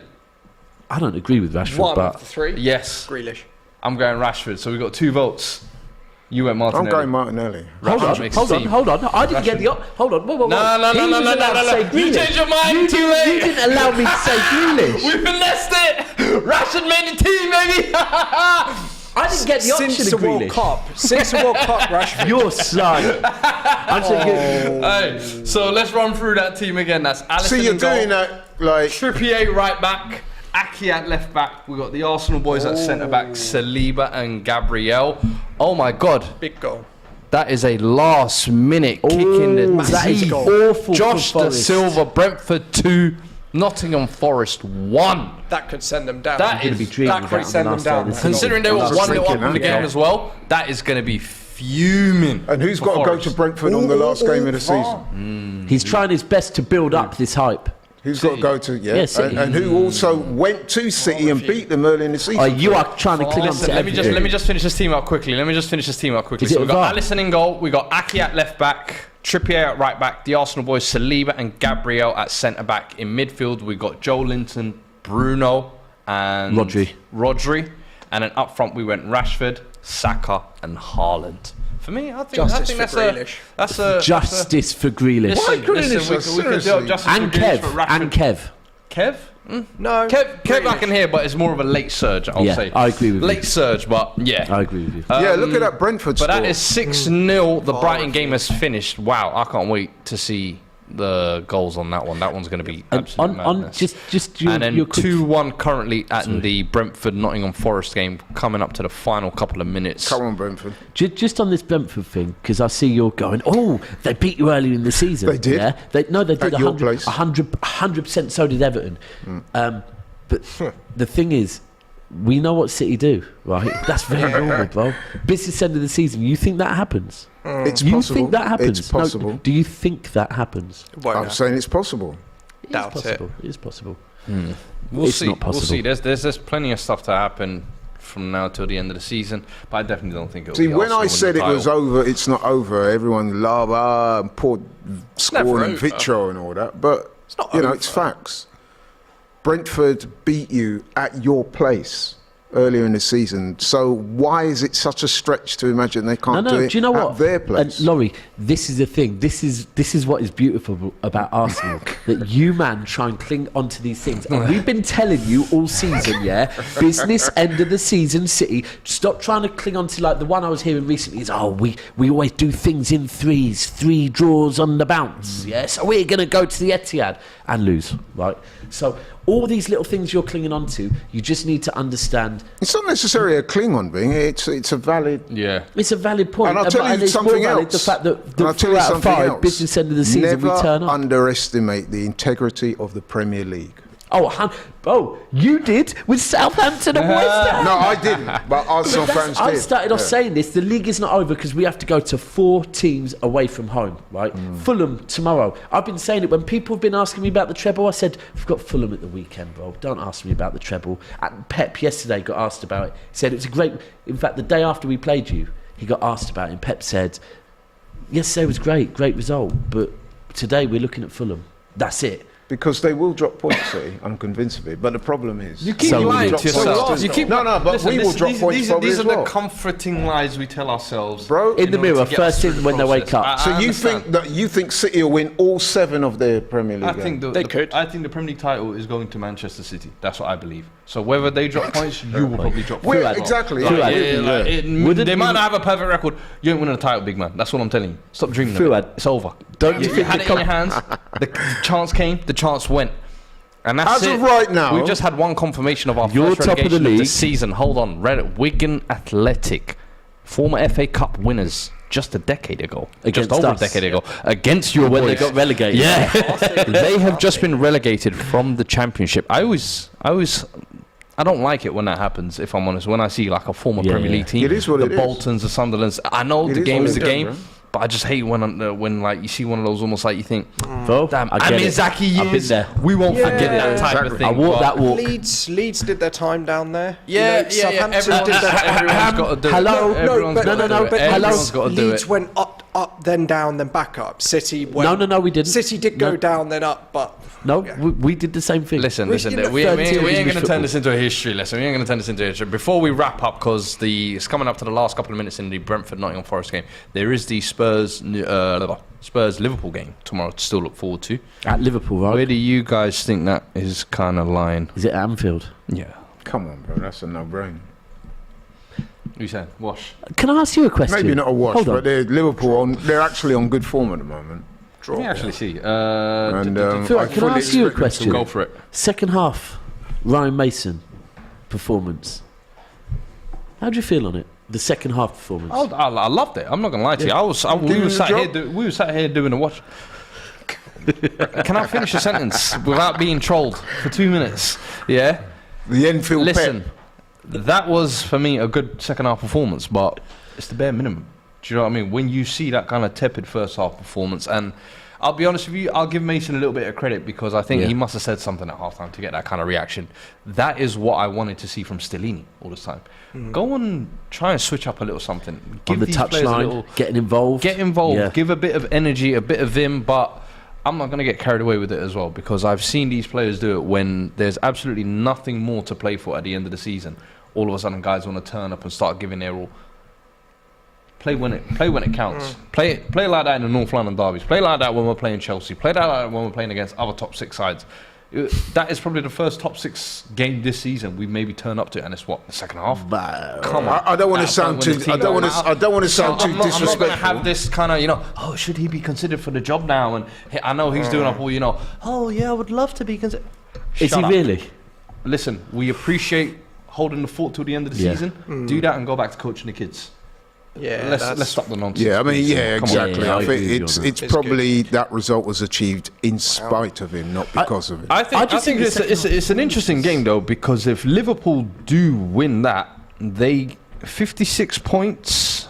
I know they'll have 33 games. United still have a game in hand, but can they maybe sneak top 4? I was on Coppish. They'll be hoping that Man United implode. 2 games in hand. Too late. I feel like both. Too late. And that's why I kind of feel like this game, it could be a 6-point for both, but then it could also mean nothing for both, because it's a gap between. if it's a draw, it literally knocks their both. big. Yeah. Like your top 4 hopes, I feel like they're both pretty slim, but that kills it dead in the water, in my opinion. It's the gap's big, man. I think it'll be a the draw. gap's a bit big for how many games are left. They've left it almost too little, too late. When and you go look through and look at Agreed. all the games everyone's playing, it's like of course it could happen. Arsenal could still win the league, but it's mad when you think as well. Spurs have lost 11 games this season as well. Like, you can't lose 11 games Challenging and us. still finish top 4. Listen, you guys are a different case. We've only lost 13. You're lucky we didn't have more time to delve properly. We've only lost 13. You've lost 11. We've lost 13. Oh, that is true, actually. Yeah. you've also lost 650 million. As well. But Nobody's denying that, hole in right? their pocket, innit? But It's been. What I would say is, there's for us. There's still 5 games to go, but it has been, for a number of different reasons, an extraordinary season. I think even you would have to agree with that. mate, trust me. It's been that season. That. From being That has perennially locked in top 4 to Conte to now all of a sudden we're going through another managerial process, and let's be honest, bro, we could. The 5 games left, they're not guarantees for us. We could end up the season without Europe, which, if I'm honest, I wouldn't be too mad at. Hearing saying we're not mad at that now. Too mad at. Yeah. I could use a break from Europe and trips like to us. Tirana You are right, though. and It's like Astana. us. So- Even with us, I think it's been a mad season. When I sit and look where we are at the moment, and I look at the cycle you've gone through almost. You've Yeah, almost gone I through, started- the whole yeah. It's life cycle. surreal. It's surreal. I started the season off right, so because I've probably only been round DR this season, people probably think an arrogant or whatever, Daps. Yeah, I was known previously not. for being very humble and not saying anything till the end of the season, and used to get, "Why don't you talk with more chest?" as a City fan. Yeah, and because of what 4 out of 5 leagues and bringing Haaland in, I thought, you know what, that's how I'm going to be. And I'm sat there in January thinking, I wish I'd been that person, because this is egg on my Now face. you're going to pay for it. And all I hung on to in kind of February when I was being asked who's going to win the league, I was clinging on to that. You know what? I know what my club can do business end of the season. Yeah. If we are that City, we still win this league. If we're not, I have to accept. You know what? This season we're not the same. We're not the same beast. And now when I look at it, the fact that we were saying this in Munich, the fact that other teams in the Premier League are looking at City and going, we fear them, right? It's mad. It's mad. The season has been mad. Chelsea, with what's going on at Chelsea, is funny. Liverpool. I think you look at every single club up and down the Premier League. They've gone through some kind of mad story this season. Fulham and Well, that's what I'm saying. We're having our little bit of implosion now. Yeah. No, Because- but even you lot being involved in a title race. Yeah. How many Yeah. Arsenal fans expected that at the start I of the year? didn't. Like, Listen, so I had a it's- conversation everybody's had a- with my brother, Robbie, at the because I've got. Believe it or not, I do have more than one half brother. And we're all Arsenal fans, and we all talk a lot about football. Myself and my brother Robbie, we had a conversation at the start of the season. I remember it like it was yesterday, and we were both pretty much saying, you know what, title done. Now that City have got Haaland, everyone's playing for second. Yeah. So for us, to do what we've done so far this season, still 5 games to go, and technically, I know what you guys saying, it's all over. Technically, we're still involved. Is a major achievement. You are still involved, not technically. You are still involved. There's been so many.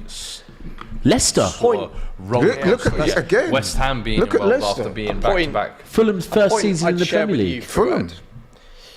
And a lot of Chelsea fans have shared it. Chelsea Spurs at the Bridge. I can't believe it was this season. The 2-2 draw, the Conte versus Tuchel fight in the box. It feels for me like it was 4 or 5 years ago. Honestly, it doesn't I feel thought like that it's was the this back end of last year. No, it feels like Don't doubt him, the way he pulled up the Real Madrid thing on me. I actually thought that was a back end of last year. But that's how surreal this season's been. this season's been chaotic. And you know what I would And we say? had a World Cup in the middle of it, by the way. Yeah. And you know what I would say as well? You know what? I'm genuinely excited for next season because we know that focus on next Chelsea are going to season. be different. I'm excited. You guys are going to be different. We're going to City be are the going to be same. there, although FFP might. It won't happen. Okay, we're going to be different again. But then you got the likes of Villa, Brighton, and you know what I mean? It's shark-infested and that's waters, true. man. They're valid points. 'Cause what can those managers do with a full season? Because we've seen them for half a season. Well, listen, this is the end of our show now. Not quite the end of the season though, but quite a lot of interesting games today. Crystal Palace 4, West Ham 3, Brighton 6, Wolves 0. I can't help but feel a little bit sorry for Forest, man. Yeah, and same. Forest, I'm with you after on that. going 1-0 up, that game has ended 2-1 We've actually got to Brentford at the a G-Tech. Forest fan that works on AFTV. Shout out to Leachy. He must be so Have you gutted. got to play Forest still?